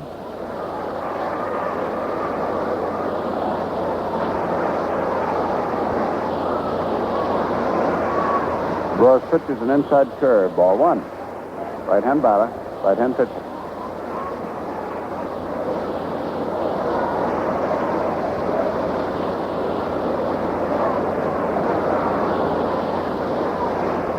Lopez set. Hit the fastball. That Malzone comes up with throw to second. I got one. No. Green dropped the ball, and Burrow safe. Green was trying to, one, get the ball on the first, and two, get away from there before Burrow slid into him, and he didn't hold it. Malzone made a brilliant stop of a sharp ball that was hit to his left.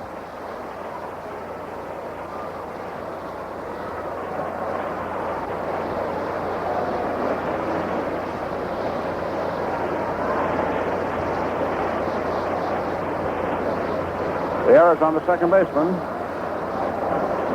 But now is Thornberry.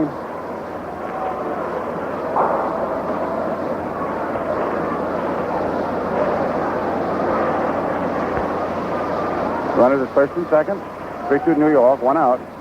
Curveball swung on and missed. Strike one.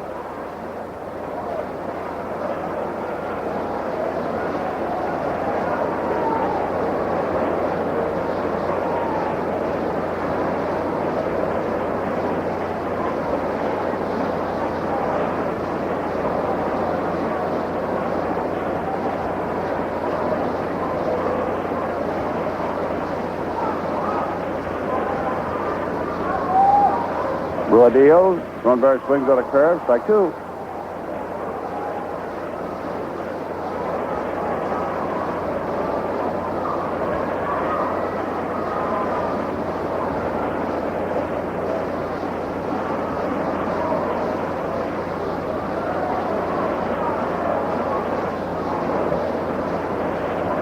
Brewer deals, and it is a curve into the hand. Ball one.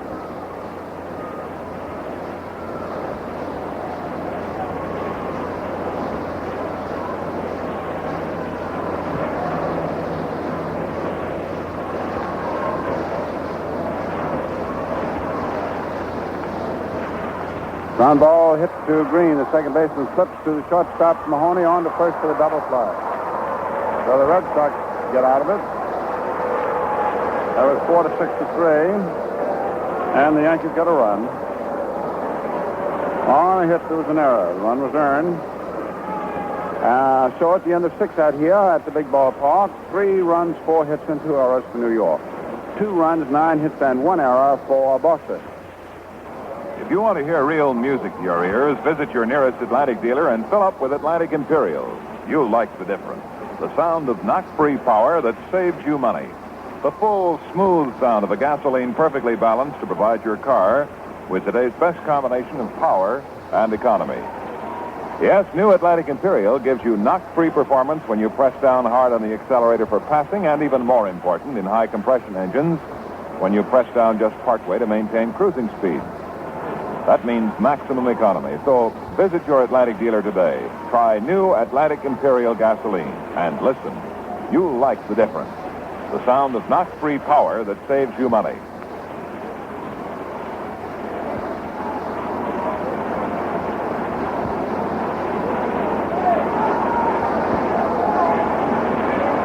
Milwaukee leads the Phillies 5-3 in the 8th. Phillies batting in the last of the 8th. Pittsburgh 10, Cincinnati 1, they're in the 7th.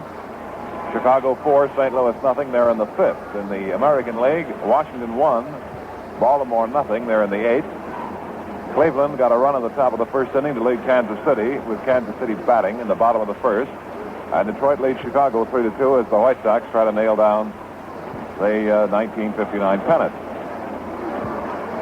Pumpsie Green leading off as we go to the top of the 7th inning.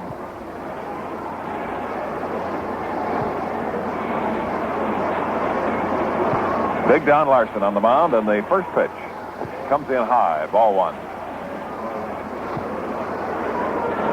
Curley pitched the first 4 innings, pulled the hamstring muscle in his left leg running the bases, and Larsen came out of the bullpen for the start of the 5th. His ball game to win or lose. Green hits a foul ball back of his manager, who is the third base coacher. 1-1.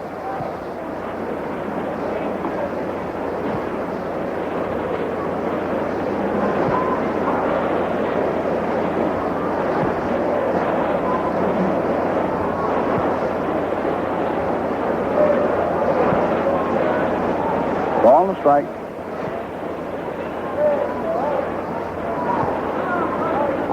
Curve, low inside, ball 2.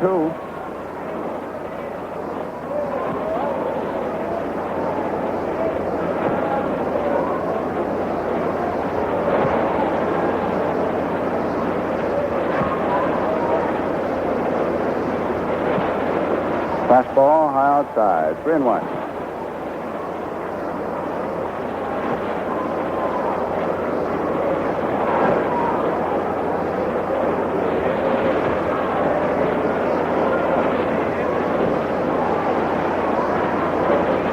Ball 4, and that puts the tying run on to start the 7th.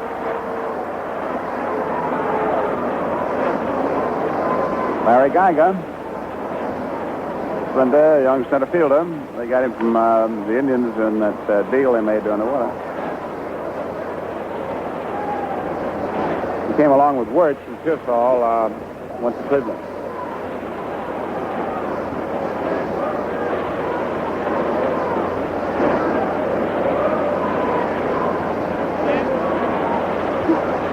Geiger, left-hand batter, swings and fouls the ball back. McDougal, drawn in very much at third, suspicious of a bunt.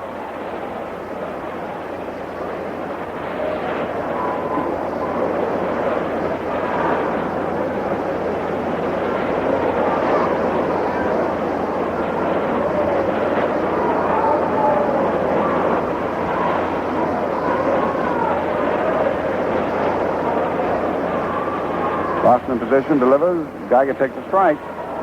They haven't had to bunt on for him. 2 strikes.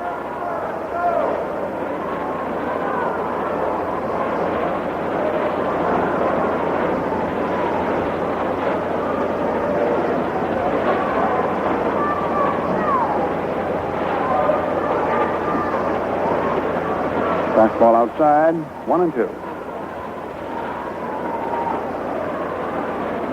Green, who runs well, is at first base.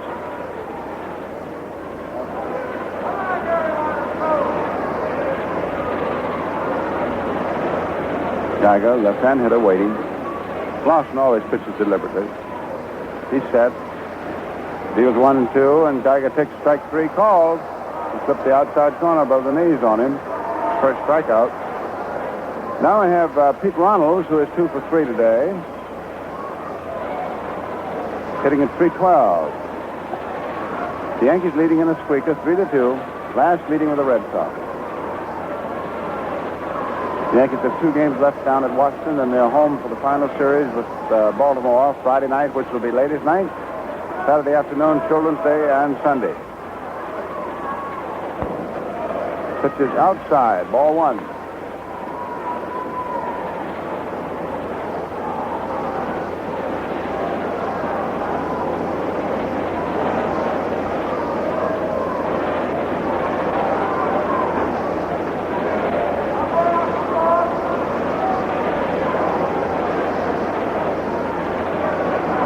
Ronald's not severe crouch as he is. Larsen steps off. He's watching the runner. Don is never in any hurry. He's going to have everything just right. Ready again. Look at the fastball outside. Ball 2.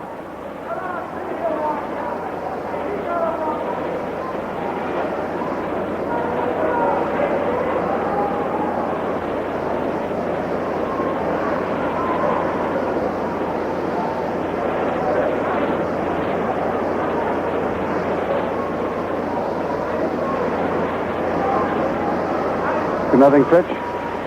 Outside, ball 3.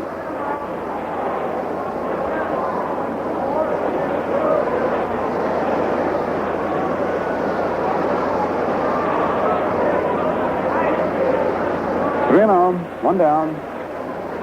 Man at first.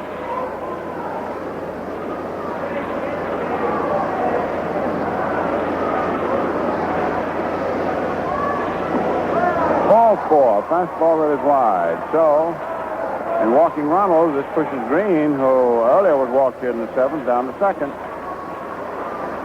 Runners at first and second, and Gene Stevens, who has 2 singles, 2 for 3. Hitting .280.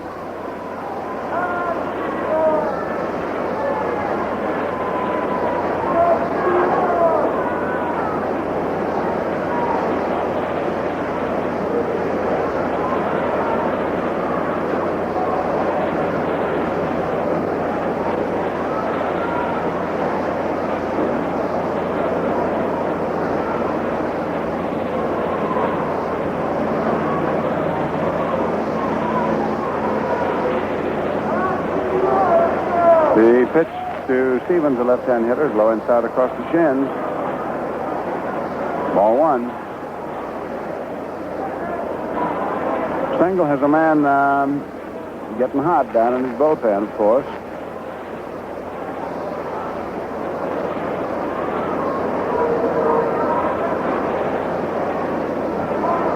The Yankees leading by a half, 3-2. Larsen has walked 2 of the 3 men he's pitched to here in the 7th.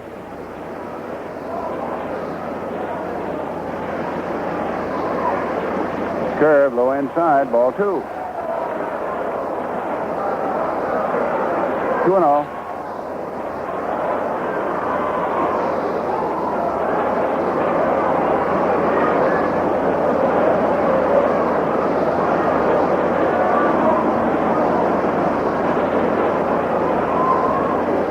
Fastball, foul back. 2-1. 2 balls, 1 strike. Yankees leading 3-2.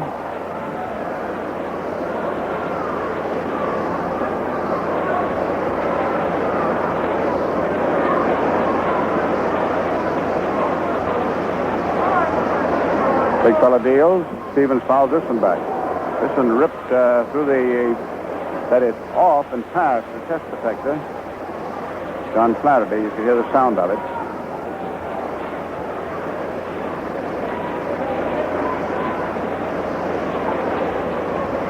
2 balls, 2 strikes.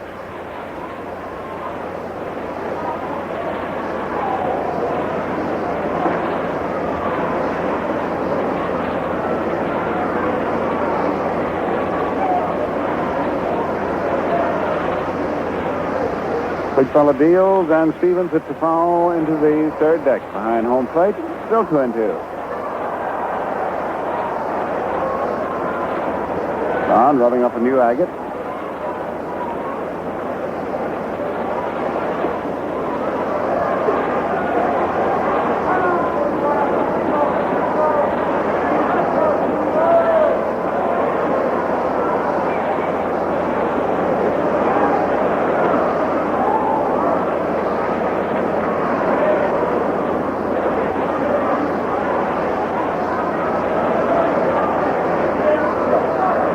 Stevens, Krause swings, and it's a base hit inside first base down in the corner. Here is Green coming in with a tying rod, and around the third goes Runnels. It's a long single. Stevens fielded the ball very well. Stevens went down to first base, took a turn, and then decided he'd better skid back in a hurry. Now it's a brand spanking new ball game. 3-3, and there's number 3-7 walking out to the mound. That's Mr. Casey Stengel. That's the third hit for Stevens. So these 2 walks, one of them has come home to tie it up.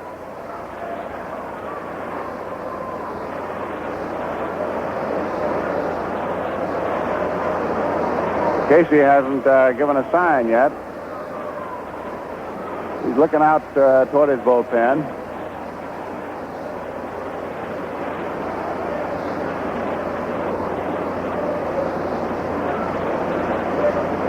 Three ball game. And he wants a replacement. Well, let's see who this is coming out of there. The right-hander. He's got his jacket on his right arm.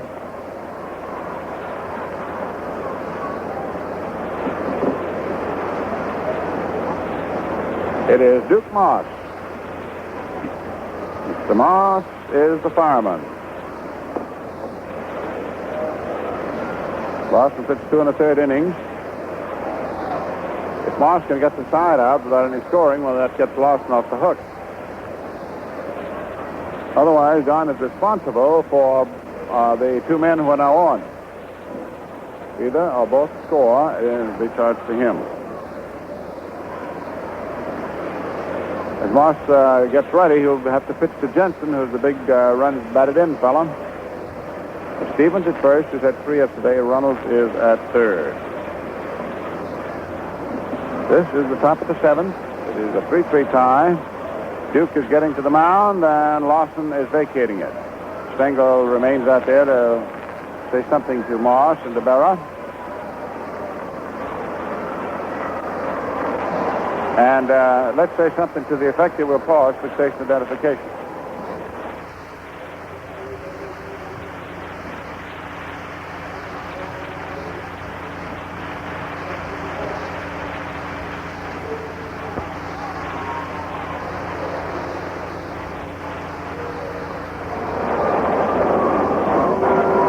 Well, Bob Shepard has just announced over the PA that Duke Moss is the pitcher. He has won 13 and lost 8. Whether he will be a pitcher of record remains to be seen. Now, let's see if we can dig out any more information on these other games for you.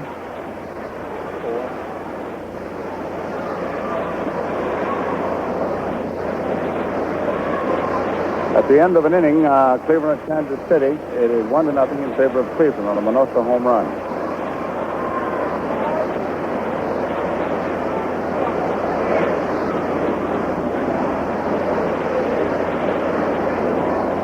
We'll look back on the printer and see if we've got anything any later.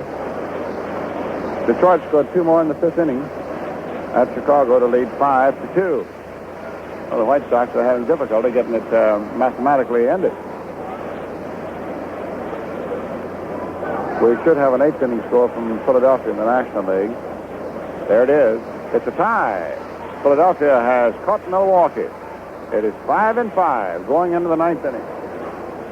Loose. 5-5. All right, here's Jensen up. Moss is ready to pitch. This ball game is tied now for the second time.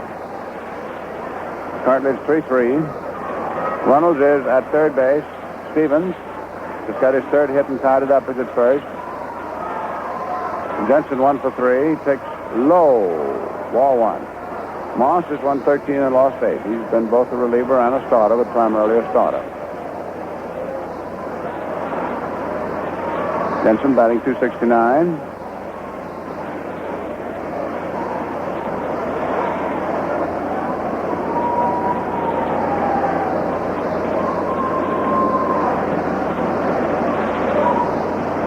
Moss in position, the right-handed deals, and Jensen cuts in misses. Strike 1.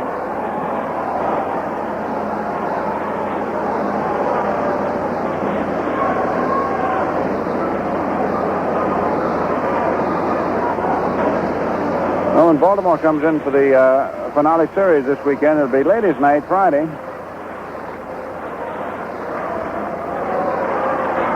One pitch, curveball over, strike 2.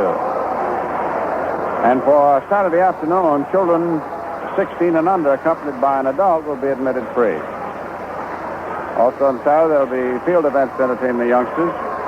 Home run contest featuring Mickey Mantle and Yogi Berra, as well as Gus Triandos and Gene Woodling of the Orioles, and also a throwing contest for accuracy.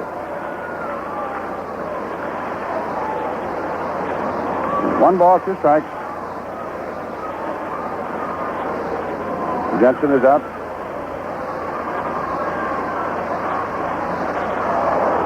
High foul ball. Berra comes chasing back, and he can't quite get it, and he goes over on his head in front of the first row of seats.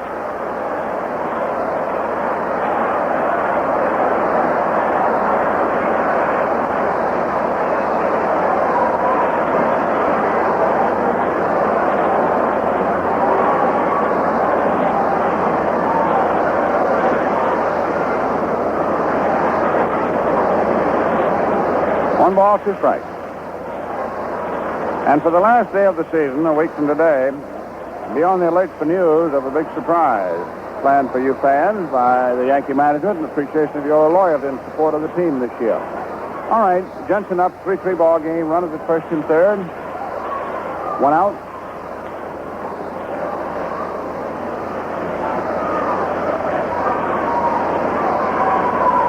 Moss pitches, and Jensen hits a fly ball to deep left center. Lopez is under it. This will get the run in. There's the catch. The left fielder's throw goes to second base, conceding the run, and quite properly, and to hold the runner at first. So the Red Sox now go ahead, 4-3. Sacrifice fly for Jensen. This gives him his 106th run batted in of the year. And both of the walks that Larsen started the inning with have now been turned into runs. Both runs are charged to him. Here's Malzone, who tripled against Larsen in the 6th inning. With the right center field. Frank batting .281. Takes a curveball, and there goes Stevens down to second base, and he's out. Berra to Richardson. So, that's all. Attempted steal finishes it. 2 runs on 1 hit. With nobody left, there were no errors. Score end of 6.5. Boston 4 and New York 3. Listen.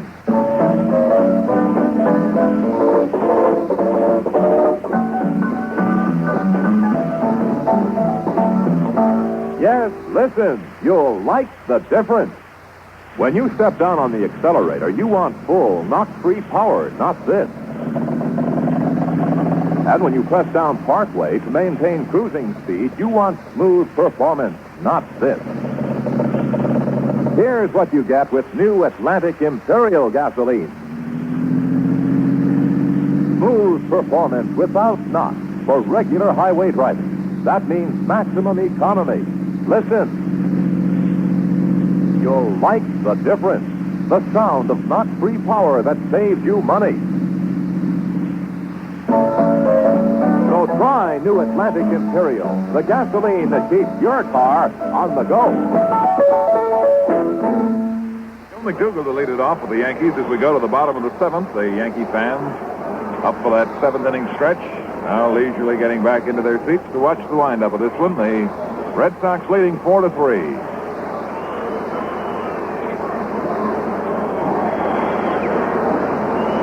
The paid attendance this afternoon is 17,199, which pushes the Yankees now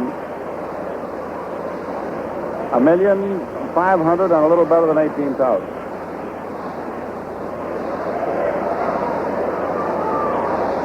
All right, last of the seventh, McDougal, 0-4-1. It's the first time now that Tommy Brewer has had a lead to work on. He was even with Turley, then he was 2-2 with Turley, then he was 2-2 with Larsen, and he was behind 3-2 with Larsen, and now he's ahead 4-3. Curveball outside, ball one.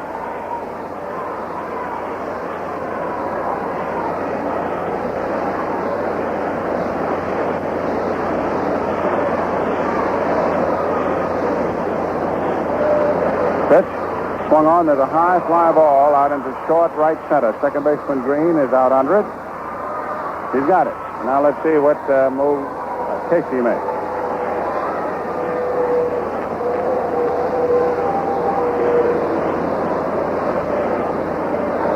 His man hasn't come out of the dugout yet. Here he comes now. And this is John Blanchard. Blanchard coming up to hit for Moss. Casey a run behind.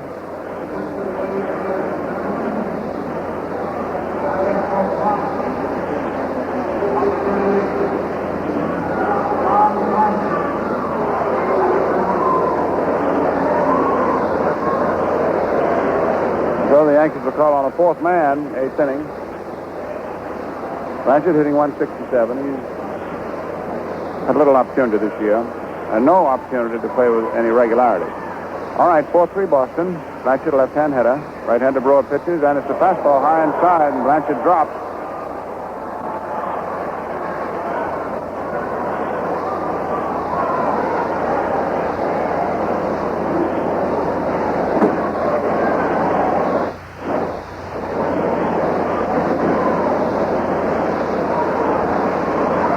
Blanchard back up there.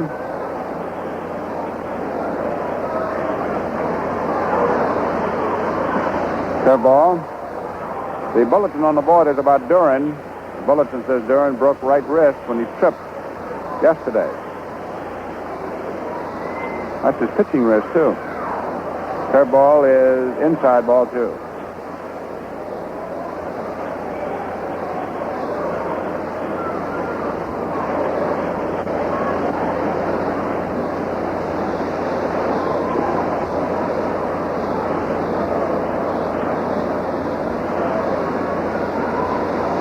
Right-hander deals. Fastball high outside. 3-1.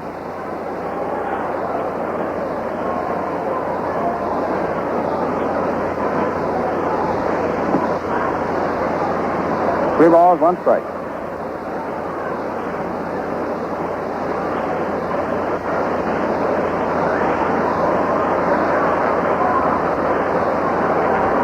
Brewer, double pumping. Fastball high outside, ball four. And Blanchard is on, base on ball, and that puts the tying run at first. And manager Jurgis is out of the Red Sox dugout and on his way to the mound. Now, he has not been out there before, so he's free to go out and check with him, or he may be wishing to make a change. Chance goes down to first base to run for Blanchard. Little pitcher. There's the announcement on Chance.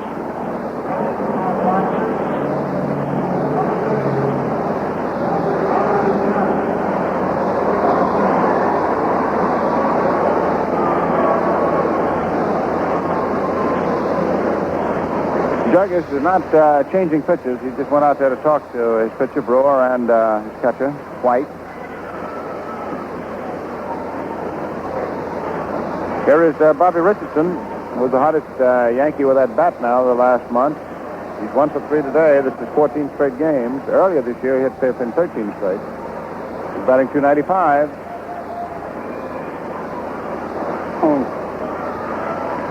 Pitch is low outside. Ball 1.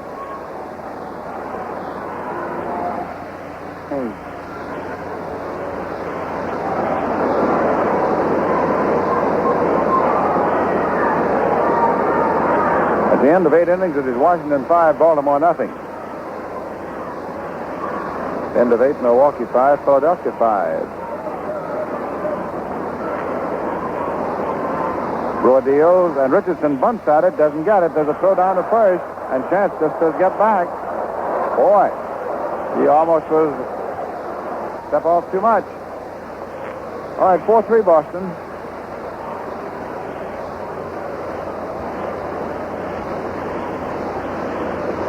One out. Chance is the pinch runner. First base.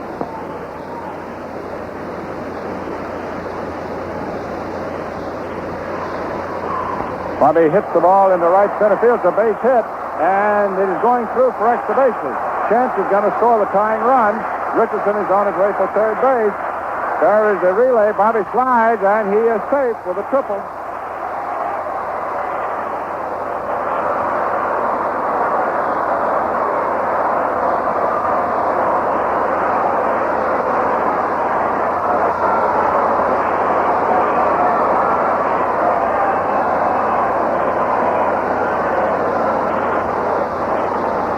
Well, Richardson hit a liner right on through right center field to the auxiliary scoreboard. That's where it bounced up again. And this makes it a 4-4 ball game. Richardson is now at third base with one out. He's not only got a run of... there's Jurgens coming out again, so that automatically is the end for Brewer. That's the 31st run batted in for Bobby. He's not only getting a hit a day, he's usually getting 2 a day. He's on that drive to finish 300. So this is all for Brewer, who cannot be the winning pitcher and might be the losing pitcher if Richardson is picked up and then the Yankees never get headed. 6 in the third inning for Tom, and he is out.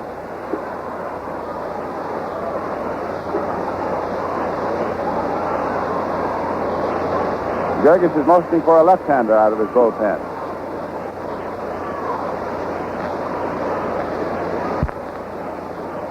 Speaking of a left-hand relief pitcher, we were talking with Leo Tyler today. His right eye is all black and blue around there where that ball struck. He said, thank goodness that he was able to get his glove partially on the ball so the ball did not hit him with full impact.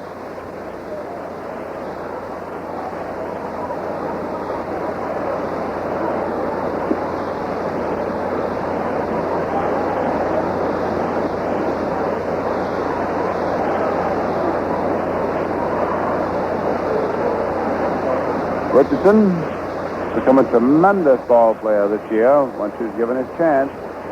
Standing at third, talking with Crizzetti. And the way Crizzetti is motioning down at second,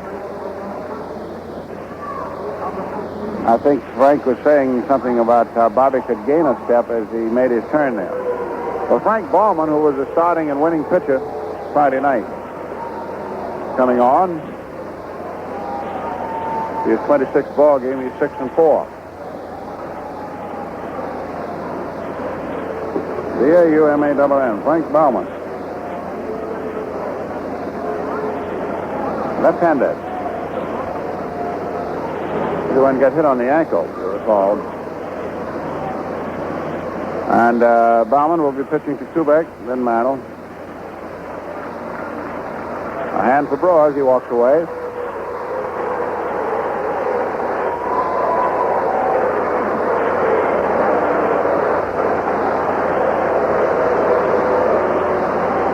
After the 7th.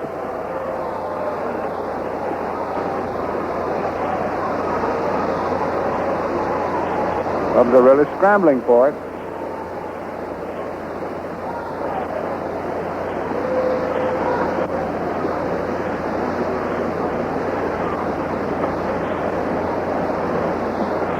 Baumann throwing his pitches down, getting set. All tied, 4-4.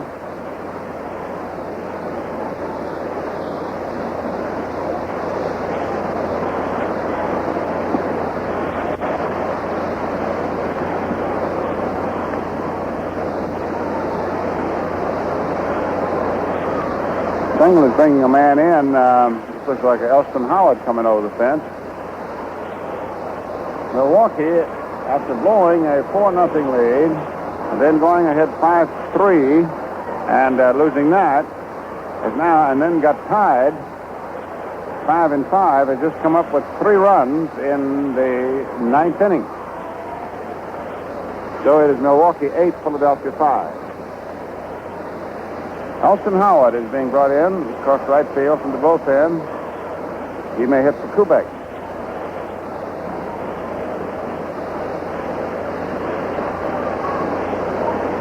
Tender Bauman, with this delay, is now being permitted more than 8 pitches.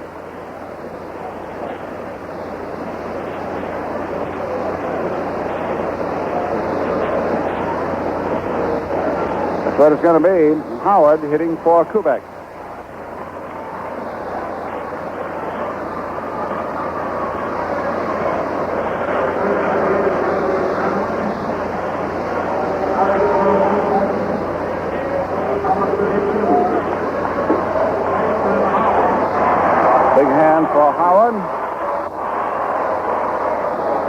He's hitting 275, batted in 69 runs. 4-4 ball game, and of course they got to pitch to him. Mantle on deck, and then Berra. Infield is up. 1 man out. Frank Bauman ready. Richardson off third. Howard hits it a foul and hits it foul into the dirt. Went after a curve.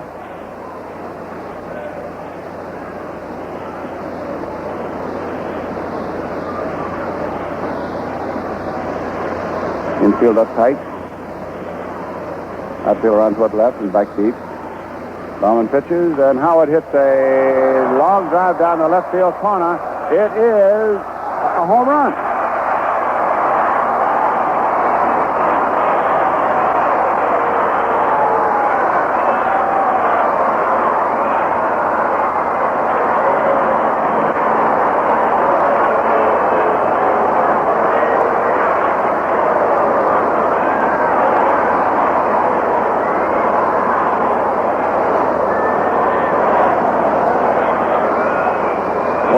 Rather decisive. A home run. And for Elston, that gives him 71 RBIs. That's his 18th home run. And the Yankees are now ahead 6-4, and the batter is Mantle. The tie-breaking run was charged to Brewer, whose responsibility was for Richardson at third. Mantle hitting right-handed against the Bauman. Takes the fastball outside, ball 1. 6-4, favor New York.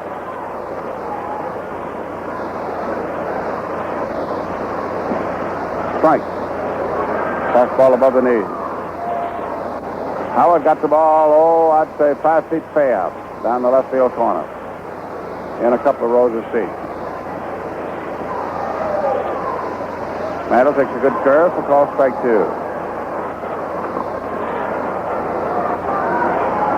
It is over at Washington, and the Senators beat the Orioles 5-0.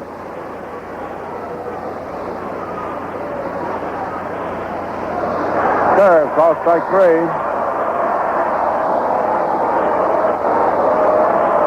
Now we have 2 men out, last to the 7th. Batter is Berra, who has had singles. His last 2 trips, 2 for 3, batted in 2 runs, first 2. Yogi hitting 284.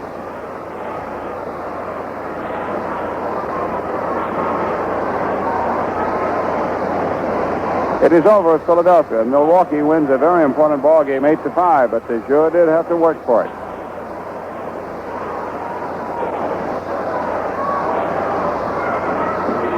Pitch is outside.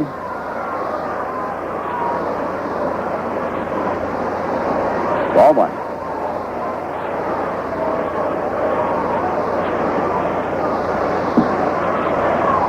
Curve low outside, and it is ball 1.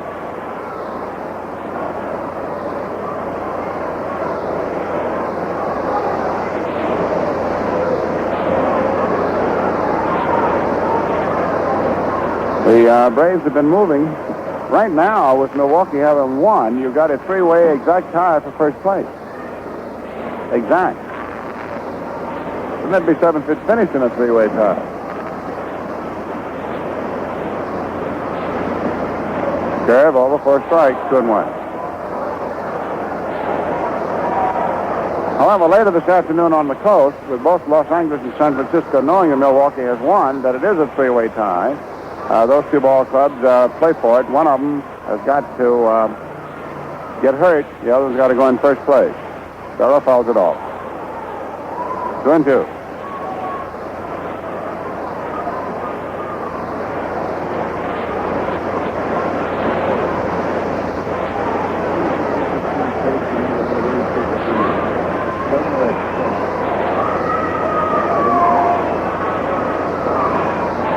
Pitch is strike three swinging. Sidearm curveball.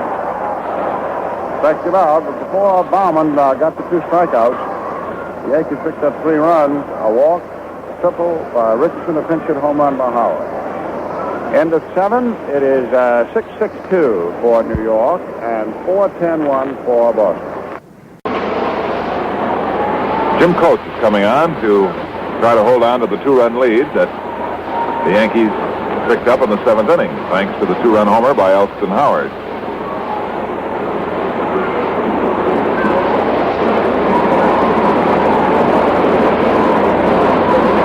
Cletus Boyer has gone in to play shortstop, replacing Kubek for whom Elston Howard pinch hit. And it proved to be a very significant mark. Defeated Baltimore 5-0. Pasquale all the way the winner. Another complete game for Pasquale. He's had a tremendous year, both in won and loss percentage and for complete games. The loser is Odell, relieved by Lowe's and Fisher. Dobek had a home in the first with nobody on. Cleveland leads Kansas City 3-0 at the end of 3. McLish against Garver. Minoso home in the first with nobody on, and Francona in the third with 1 on for Cleveland. Their hopes are still alive.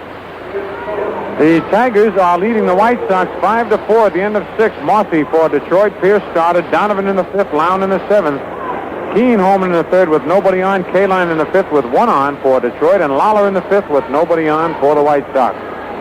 In the National League, Milwaukee won a mighty important ball game, scoring 3 runs in the top of the 9th, defeating the Phillies 8-5. The winning pitcher, Joey Jay, in relief of Lou Burdette. The loser, Roberts. Farrell relieved him. Aaron and Matthews homered for Milwaukee. For Aaron is 39th, and Matthews is 41st. Sawatsky had 1 in the 8th with 1 on to tie up the game. The Pirates defeated Cincinnati 10-1. Low all the way to win them. Brosnan the loser. Los Angeles at San Francisco. Padres against Sam Jones. And the Cubs are leading the Cardinals 4-2 at the end of 5.5. Hillman against Mizell. Moran had a home in the 4th with 2 on for Chicago. As we get ready to go on the top of the 8th, the Yankees lead 6-4. Frank Malzone, who fly to left, fly to center, and triple a right center the batter. Malzone takes a pitch over, strike 1 call.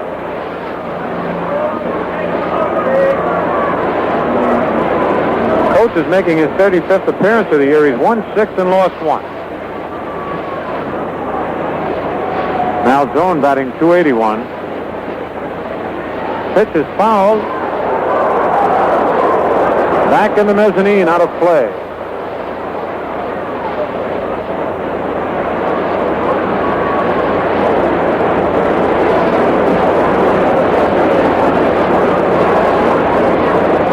Nothing in 2 to count on Malzone.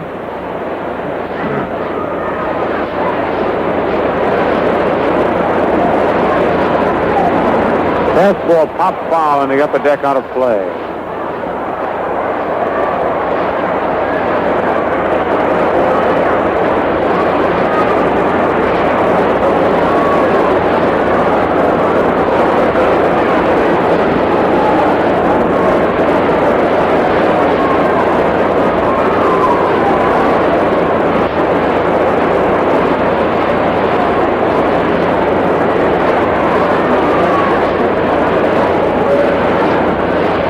Dick Wirtz is on deck swinging a bat. Here's the pitch. It's pop foul and back out of play in the upper deck.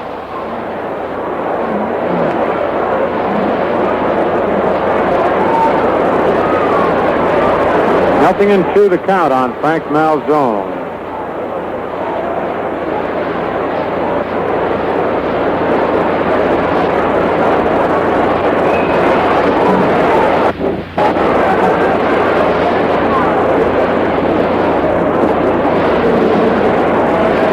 Yankees 6 and the Red Sox 4. We're in the top of the 8th inning. Here's the 2-strike pitch. Change-up hit on one hop over Coach's glove. Richardson in back, a second over the throws to first. He dropped the ball. It was in the dirt. Richardson made another pretty play, but again, getting rid of the ball real quick. It goes for an infield single, threw it low, and in the dirt, and Thornberry couldn't quite come up with the ball. It goes as an infield single. Oh, that Bobby Richardson is all over the field. He was on the edge of the outfield grass and back of second base. Came up with that ball and got rid of it real quick, but couldn't get enough on it. And Malzone is on with a single, and here's Vic Wirtz batting for Sammy White.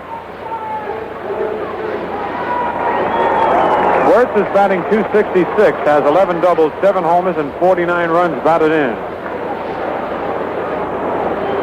Last time Wirtz pinch hit against the Yankees, he doubled off the wall up in Fenway Park, driving in 3 runs. Left-hand hitter. A lot of talk about Wirtz going to the Tigers. That's where he started in the big league. All right, here's the stretch. The pitch to Wirtz is outside ball 1.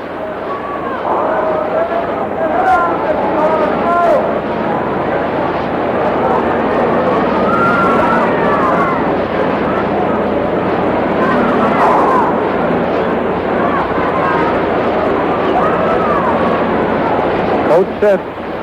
Let's put the runner at first. Fastball low, ball 2-2-0.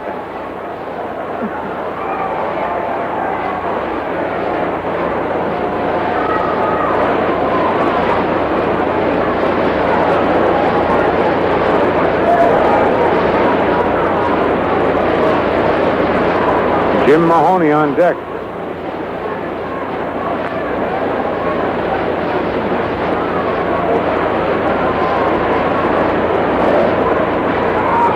Thornberry playing in back of the runner at first. The pitch to Wirtz is a strike called on the outside corner. 2-1 the count. Ted Williams made what could have been his last appearance as an active player in a pinch hitting role. Was walked intentionally. All right, the stretch. Pitch is a ground ball. Base hit past Richardson into center. Malzone around second, heading for third. And Wirtz holds at first with a pinch hit single. And there's a ball that Bobby almost got to. Had part of his glove on it, but it was hit like a bullet. He couldn't hold it. Runners at first and third. Nobody out. And Marty Keogh is coming out to bat for Jim Mahoney.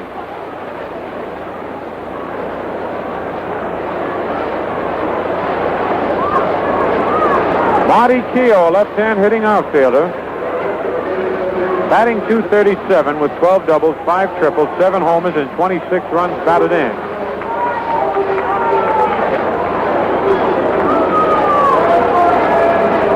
And Bill Monbouquet, a pitcher, is in the run for Vic Wirtz.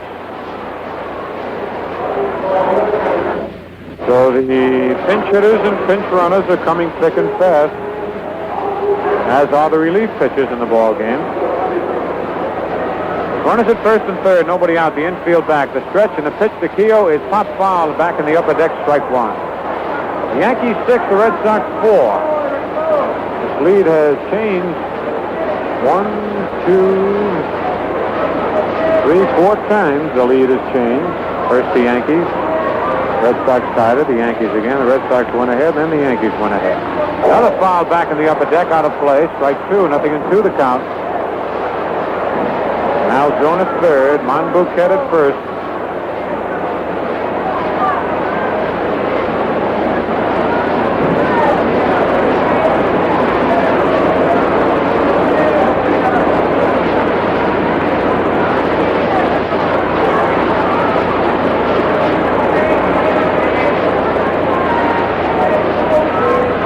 All right, coach ready. Check the sign with Yogi. Here's the stretch. Pitch is high inside, ball one.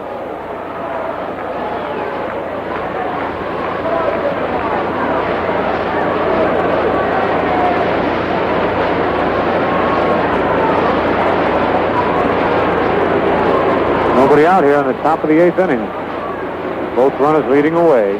Fastball is popped foul back in the upper deck. 3 in a row, almost in the same spot.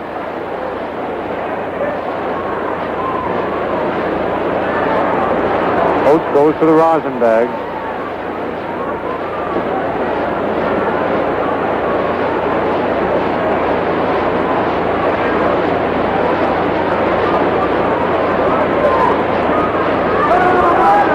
One ball, 2 strikes.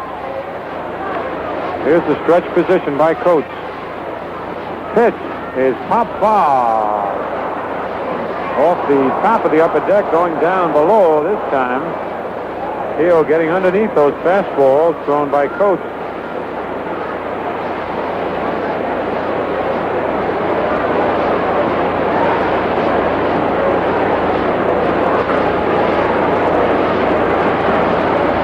Now the new baseball. Coates is set with it.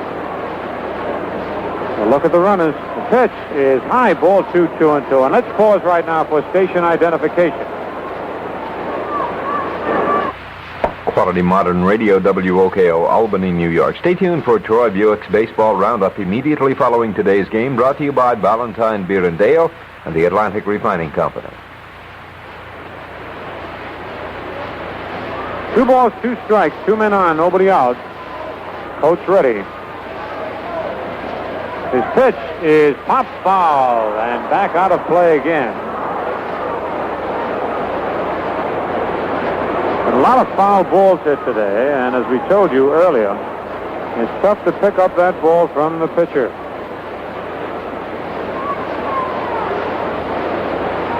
Everybody swinging a little bit late.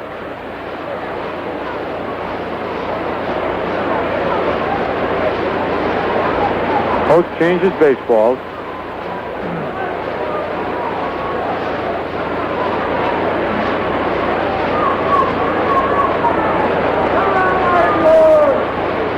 Bouquet leads off first. Malzone off third. The stretch. Pitch. A strike 3 swinging. Got him on a fastball. Marty Keough strikes out. And it's 1 away. And here comes Dick Gernert. Gernert to bat for Frank Bowman.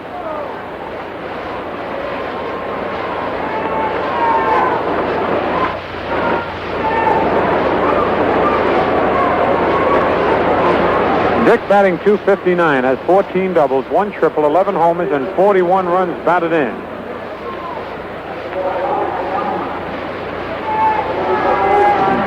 The Yankees lead 6-4 in the top of the 8th inning. Red Sox have runners at first and third with 1 out. Milwaukee won their ball game 8-5, and they'll go ahead of either the Dodgers or the Giants, whoever loses that game, as Milwaukee is just half game behind both teams. All right, here's the stretch. Pitch is fouled back out of play. Strike 1.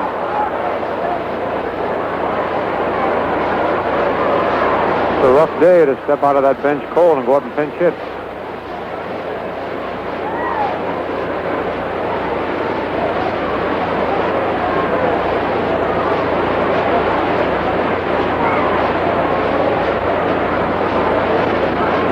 Here's the 1-strike pitch. It's strike 2, a swing and a miss on an inside fastball.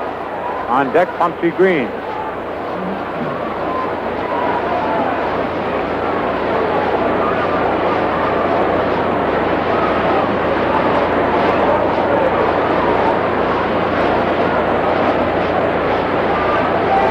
Nothing in 2 to count on Gernert. Dick walking around home plate a little bit. Went after a bad pitch. Chokes up in his bat a little bit more now. Pitch. Strike 3 swinging. Bad high fastball. So Coates, after giving up 2 singles, strikes out the next 2 men.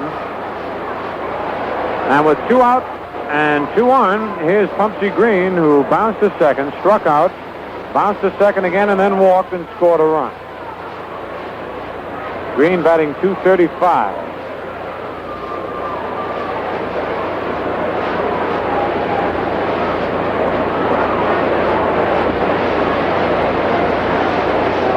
Red Sox needing 2 to tie, 3 to go ahead.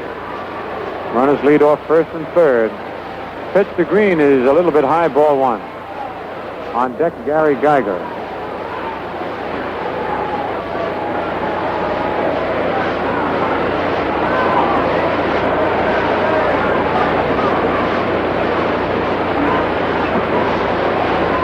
Again, the stretch by Coates. Pitch is strike, a swing and a miss.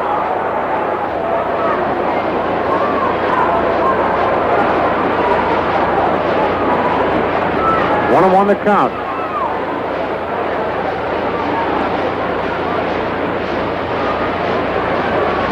Coates ready again.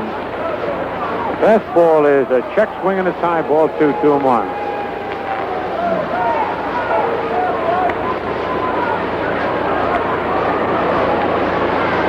Two balls, 1 strike, 2 out, and 2 on.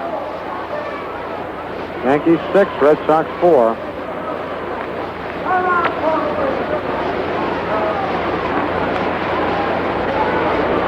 Outfield not too deep on Green. Chokes up on that bat. Pitch is strike 2, a swing and a miss. 2 balls, 2 strikes, 2 out, and 2 on.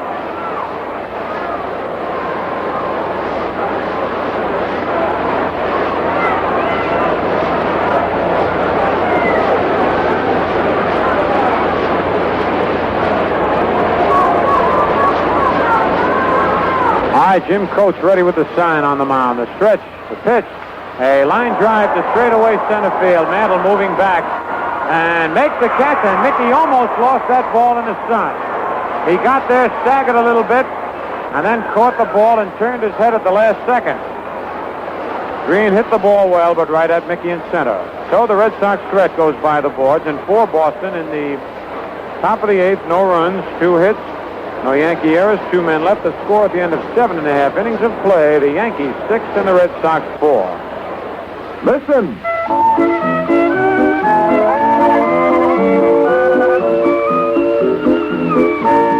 You'll like the difference. Here's engine knock. It can happen when you step down on the accelerator for full power. But knock can also happen when you press down partway to maintain cruising speed. Now, with new Atlantic Imperial gasoline, listen. Smooth, knock-free power for full acceleration and for regular highway driving. 4 miles per gallon for top economy. Yes, here's the sound of knock-free power that saves you money. Listen. You'll like the difference. Try new Atlantic Imperial gasoline to keep your car on the go.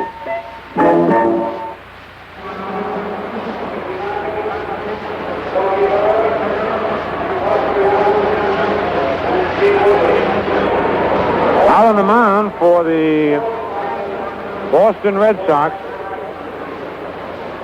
Mike Fornielis, a right-hander. Fornielis, making his 44th appearance of the year, has won 4 and lost 3. Relieved against the Yankees here on Friday night, September 18th. Pitched 1/3 of an inning, giving up 1 hit and 1 walk. Didn't allow a run. Saved the game for Baumann. Mike is 5'11", 172 pounds, from Havana, Cuba. For the Yankees, in the bottom of the 8th, Norm Sebring, Hector Lopez, and Marv Thornberry.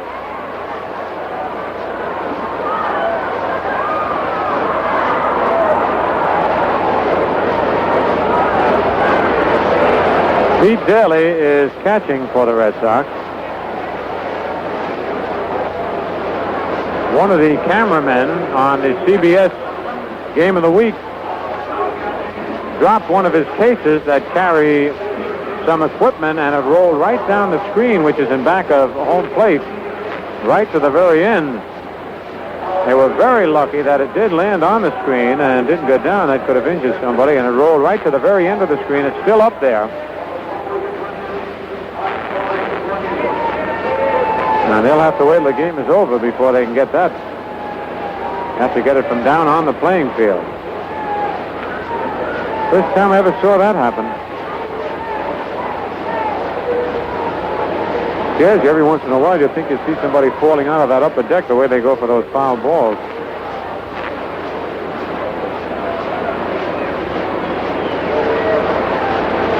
All right, we're ready to go. Fornelli's ready on the mound. New battery. Mike Fornelli's pitching. Pete Daly catching.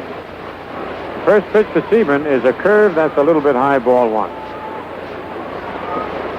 Norm batting .270. Fly to center, bounce to second. And hit a sacrifice fly deep to left field. Actually, it was left center. Gene Stevens made a spectacular catch, hauling in the ball, but Mantle scored from third base easily.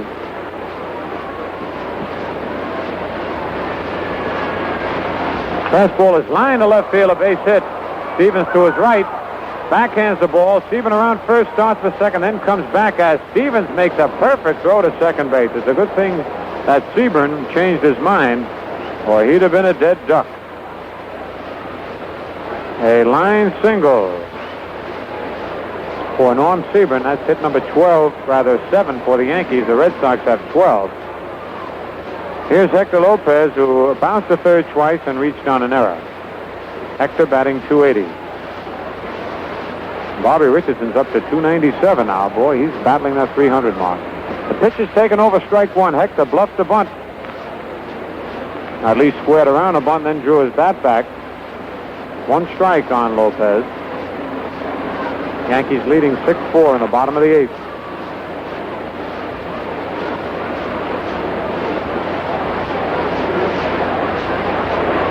Sebring leading off first. There he goes. The ball is hit on the ground. A base hit. A beautifully placed hit by Lopez, who threw his bat at the ball. And with Pumpsie Green breaking to second base, he hit a slow ground ball right where Green was. And it just rolled out to short right field, and Sebring continued easily to third base. Hector Lopez pulled a Vic power play and threw his bat at a low outside curveball. The ball hit the bat as the bat was out of Lopez's hands and just rolled out in the short right field. Pumpsie Green breaking with the pitch. It was a curveball, so the second baseman was covering. But that is an embarrassing moment for young Mr. Green. Here's Marv Thornberry, who struck out, popped to short, hit into a double play. He swings and misses a fastball, strike one. Thornberry batting .245.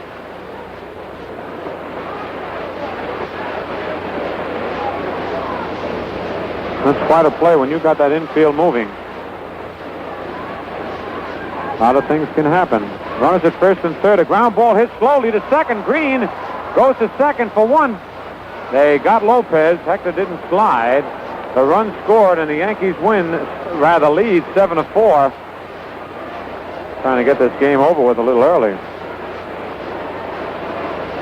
Force play went from second to short. An RBI for Thornberry.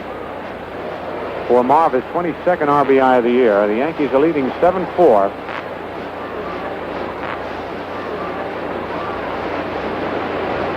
Sebring came on to score his 50th run of the year. And here's Gil McDougall. Gil walked, hit to the box, and popped to second. He takes a curve low, ball one. McDougall batting .245.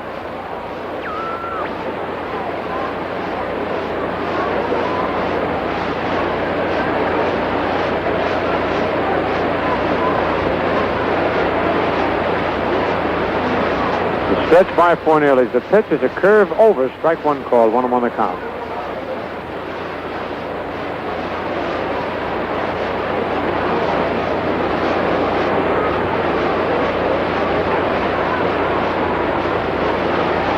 One ball, one strike, one out, one run in. Curve is swung at and missed, strike two, a low breaking curveball.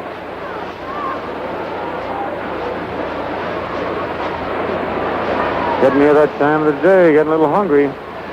Sure wish I was at that Cliffside Elks beefsteak dinner they're having right now. We were all invited up there, but of course we couldn't go with the ball game.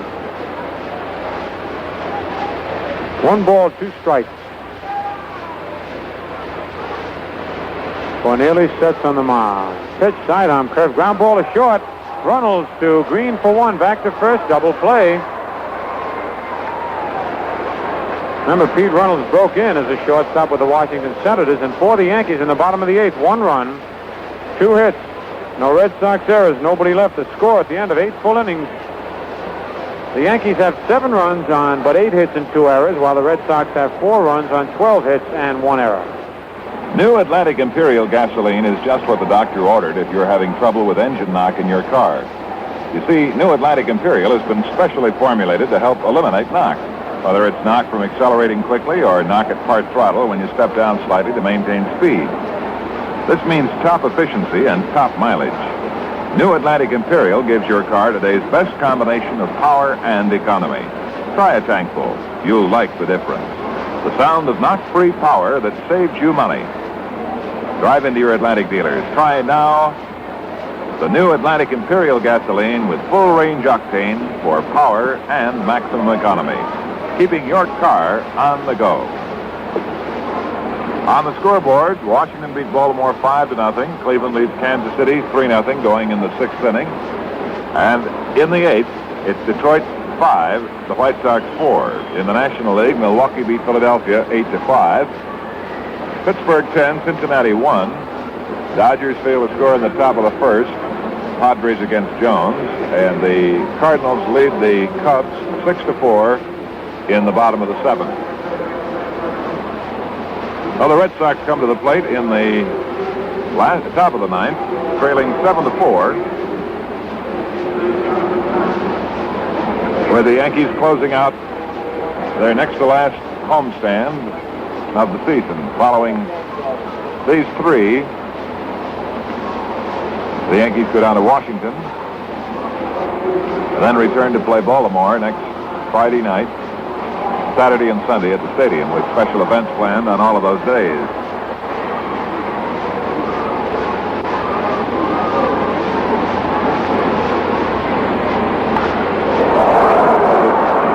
In the air to right field, and Hank Bauer makes the catch, and Gary Geiger is out. Bauer had gone into right field for defensive purposes. 1 away, and here's Pete Runnels. Offensively and defensively, had an RBI and scored a run, 1 base hit and a sacrifice fly. Here's Pete Runnels, who's 2 for 3, 2 singles, a walk, and a grounder back to the box. Takes a pitch over, strike 1 call. Runnels batting .312. Pete is 3rd in the American League in batting. Left-hand hitter. Takes a pitch below the knees, ball 1-1.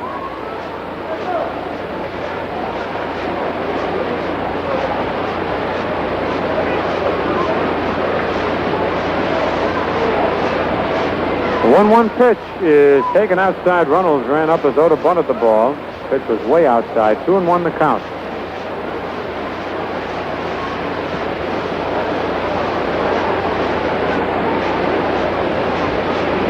One out in the top of the 9th. The Yankees lead 7-4.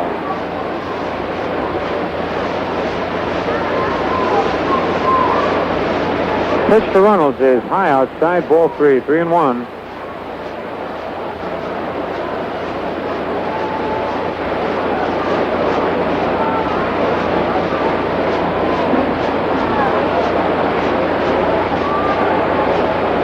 Here's a 3-1 delivery.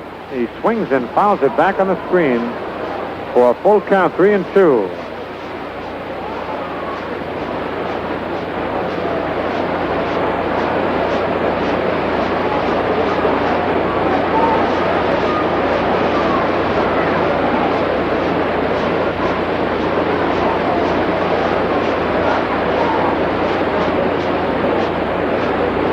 Three balls, 2 strikes, 1 out, nobody on.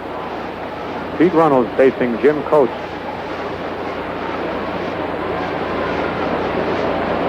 Here's the payoff pitch to Runnels. Way outside, ball 4. That one wasn't even close. Coach walks his first man of the ball game. And it brings up Gene Stevens, who's had a pretty nice day. He's 3 for 4 and struck out his other time. Stevens batting .282.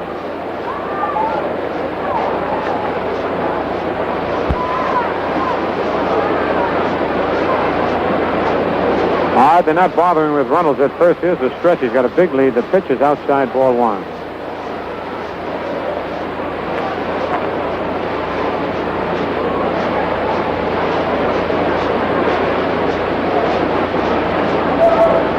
One ball, no strikes, 1 out.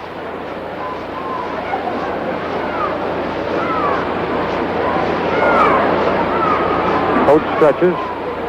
Delivers a fastball high outside, ball 2, 2-0.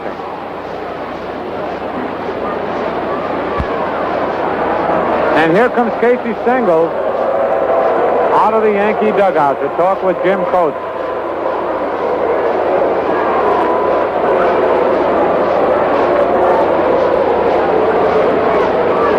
The Yankees scored 2 runs in the 3rd inning.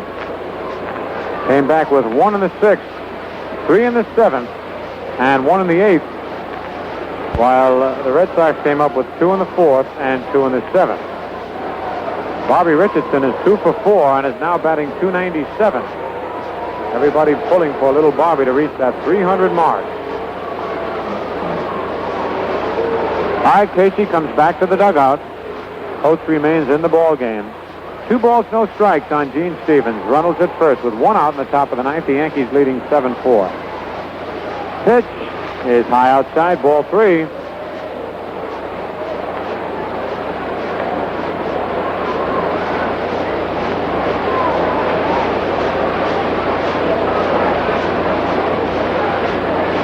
Here's the stretch. A 3-0 pitch, way outside, ball 4. And here comes the tying run up to the plate, and it's Jackie Jensen, who has flied to center, single to left, flied to left, and hit a sacrifice fly to left field. 1 for 3 for Jensen, batting .269.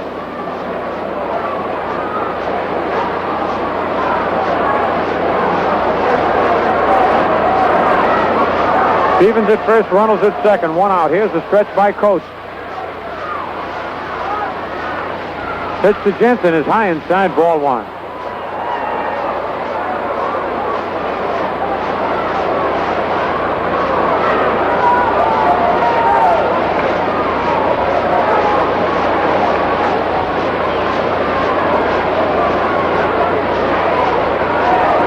Coates sets again on the mound. Pitch is in there, strike 1 call, and there's the roar from the crowd. 1-1 the count. Jensen now has 106 runs batted in. He still trails Colavito by 2. Rocky has 108, not counting what he's done today so far, if anything. Here's the stretch. Pitch is a ground ball. McDougal bounces it off his glove. No play. Everybody's safe. Gill had the ball, and then it popped out of his glove as he went in the hole between third and short. The bases are loaded. It's a hit for Jackie Jensen, an infield single off McDougal's glove. The bases are loaded with 1 out, and here's Frank Malzone. Hit number 13 for the Red Sox. And nobody's leaving this ball game. It's been a very unusual one. The bases are loaded. Malzone, who flied to left, flied to center, tripled to right center field and beat out an infield single, 2 for 4, batting .282. Infield back and double play depth. The windup, pitch, a foul to the right of home plate, strike 1.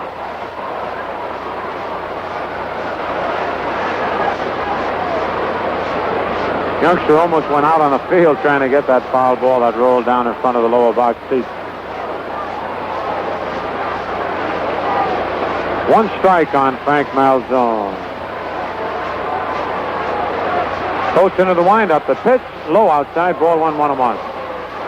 Thornberry came charging in back of Jensen, but Yogi didn't make a throw. Jensen at first, Stevens at second, and Runnels at third. And on deck, Pete Daly came on and do the catching when Sammy White left the game. Here's the windup. The pitch is a high pop to the infield. The infield fly rule is called. Malzone is automatically out. Richardson makes the catch. And it's 2 out with the bases loaded and the batter Pete Daly. Daly's batting .226, has 7 doubles, 1 homer, and 11 runs batted in.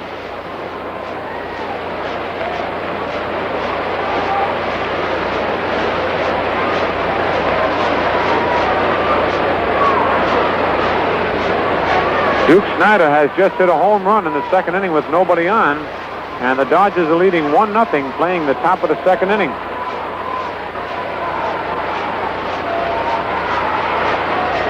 Two men out, the bases loaded. The pitch to Daly is a strike call. The fastball down the middle just above the knees.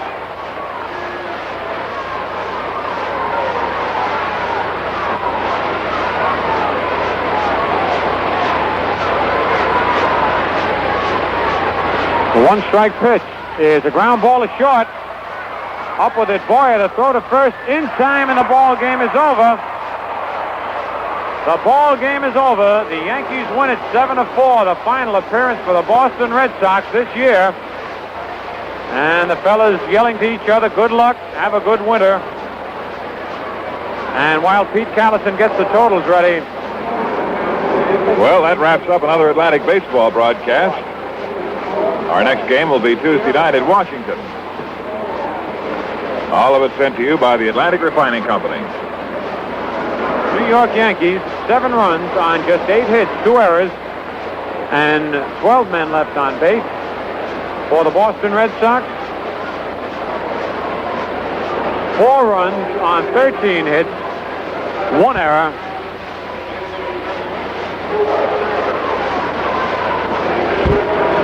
and 12 men left on base. The winning pitcher is Duke Moss, who pitched just 1 inning and gets credit for the win. Duke's record now, 14 wins and 8 defeats. And the losing pitcher is Tom Brewer, who started his record 10 wins and 12 defeats.